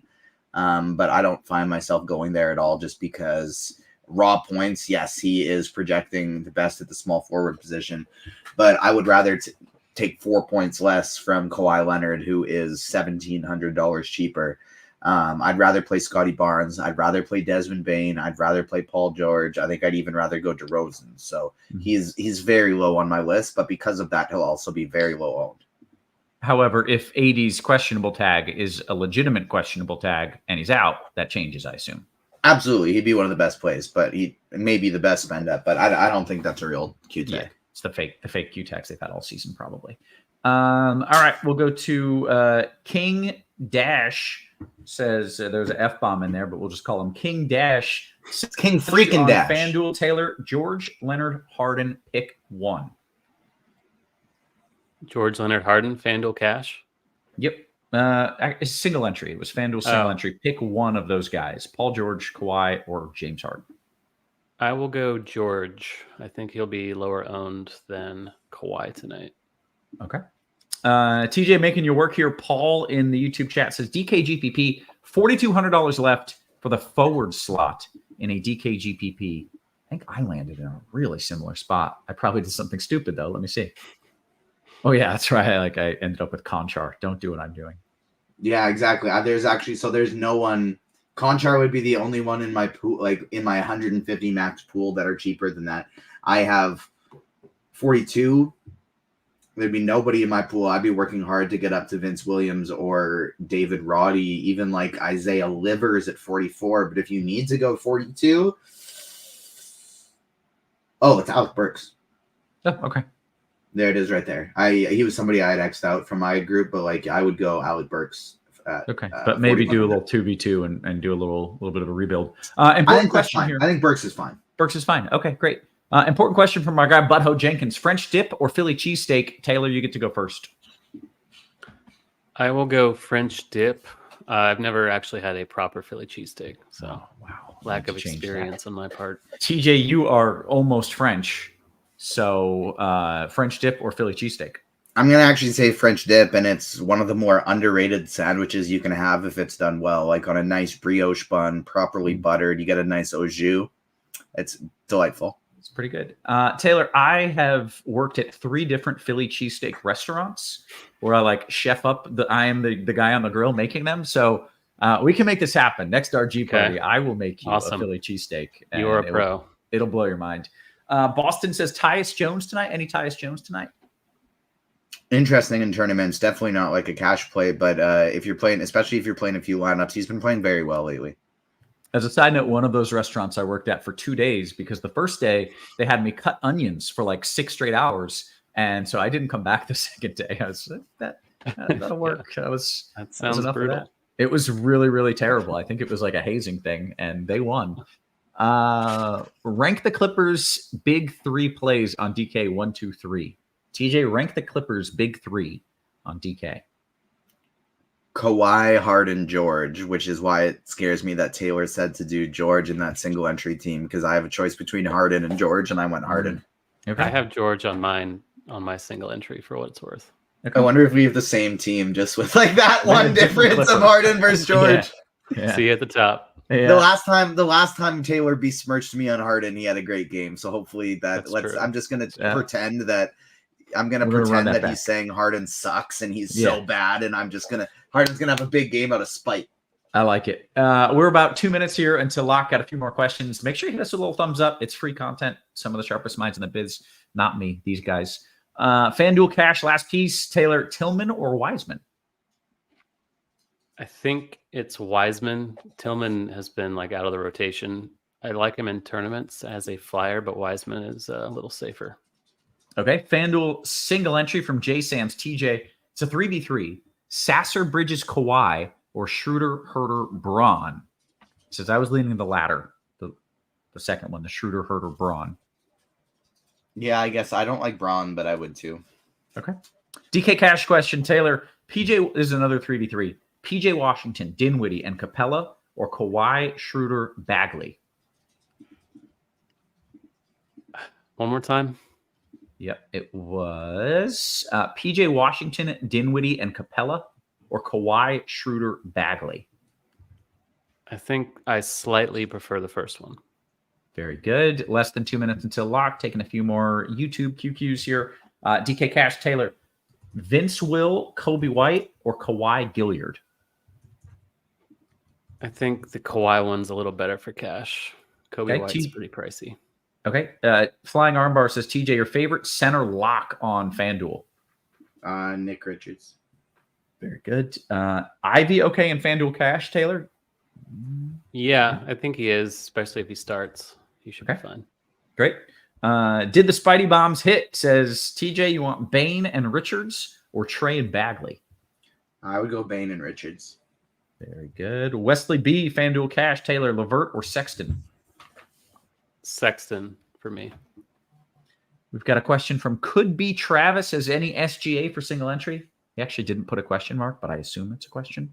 Yeah, I like SGA for a tournament. Sure, nothing wrong with that. Especially if you're playing a bunch of Memphis value. I'm pleased to say there's another person in the YouTube chat who also walked out on their second day at a job at Church's Chicken because they got flour on their Jordans. That's a noble cause for quitting a job. I like it. What else do we got? Why am I getting so much quickly? This is a good question. Robbie says, why am I getting so much quickly? Is someone out? Why is quickly viable, Taylor? I should have asked that earlier. He's pretty cheap and 24 minutes. That's really it. They're only missing Mitch Rob, I believe. I don't think they're missing a guard. It's not the greatest feeling value, but he's fine. Yeah. I mean, he can do a lot in 20 minutes, but it's just weird playing a guy that's only going to get 20 minutes. All right. We're just seconds away from lock. I think I've got just about all of the questions already covered here, and we have officially hit the lock with that. TJ, you mentioned you got some NFL content coming up after this. Are you on the show or no? You're just going to be watching the show? I'm not. I'm just going to be watching because Rappaport said Geno Smith wasn't going to play, and then he was the starter. And then Adam Schefter was like, whoa. Geno Smith is active, but they're going to be dressing 3 quarterbacks, and we don't know who the starter is yet. And so we're going to have to be pretending this is NBA and figuring out what's going on. We just got Bogdan Bogdanovic ruled out for Atlanta. So that, I guess, realistically just makes Trae Young an even better play. I don't think it opens up any value really for them, though, because everybody's already been priced up for the role. Like, it makes Bey and DeAndre Hunter a little bit better, but they've already been priced up, and we're not going to play Garrison Matthews or Wesley Matthews regardless. So I think all that one really does is just make Trae and maybe even DeJounte Murray just a little bit stronger of plays, secures their minutes a little bit more. I wasn't actually joking about the personal weather question I had for you because I do have one. So I'm here in Saskatchewan, Canada. For the first time in my 30-year-old life, there's like no snow at all outside, and there hasn't been for longer than a day yet. We haven't had a snow for longer than a day yet. The coldest it's been is like, it's December, and it's the coldest it's been is like 25 so far. Yeah. And it has rained crazy mild. 4 times in December. I have never seen December rain in my entire life. Should I be worried? Like, am I? I'm not. I'm gonna be honest. I like it. I'm enjoying it. but should I be from an existential standpoint? Should I be fearful? Yeah, I would say I would much rather live where you live than live where I do in Houston, as the temperatures keep warming. Like, Yeah, you're doing something better than I am here. Yeah. It has been a crazy warm winter, and it is expected to continue. Not that it won't get cold, not that you won't see cold snaps, but it's been crazy warm all throughout the country. So as I look at long range forecast models, and I do all the time, I don't really see any immediate change to that pattern. So unfortunately, or maybe fortunately for you, it looks like, you're kind of stuck in that pattern. Good pattern for me personally to be stuck in. We'll have another that's a conversation for another day on another show about the state of the world. Yeah, I know. And it's already people. And shout out to the chat already pointing out about it being an El Nino winter. I didn't know if I wanted to get into those details, but it's an El Nino winter, which typically means a much more mild, warmer winter. So kudos to the chat for knowing what's up. Had some nice warm El Nino winters growing up when we'd go to Calgary for winter, because they'd get hit with that real nice, and then they'd get a random snow at the start of June. That is kind of the way it rolls. Yeah. All right. We're going to bounce on out of here. We know you're not here for weather or climate talk, but make sure you come back around for our football content before Monday Night Football. Got a crew walking through everything you need to know with some QB controversy, some stardom, will he start, will he not? So make sure you check that out. So for Taylor, for TJ, for our wonderful production crew, always working hard behind the scenes, guys, we appreciate you. We love it. And we will catch you tomorrow. You have been crunched.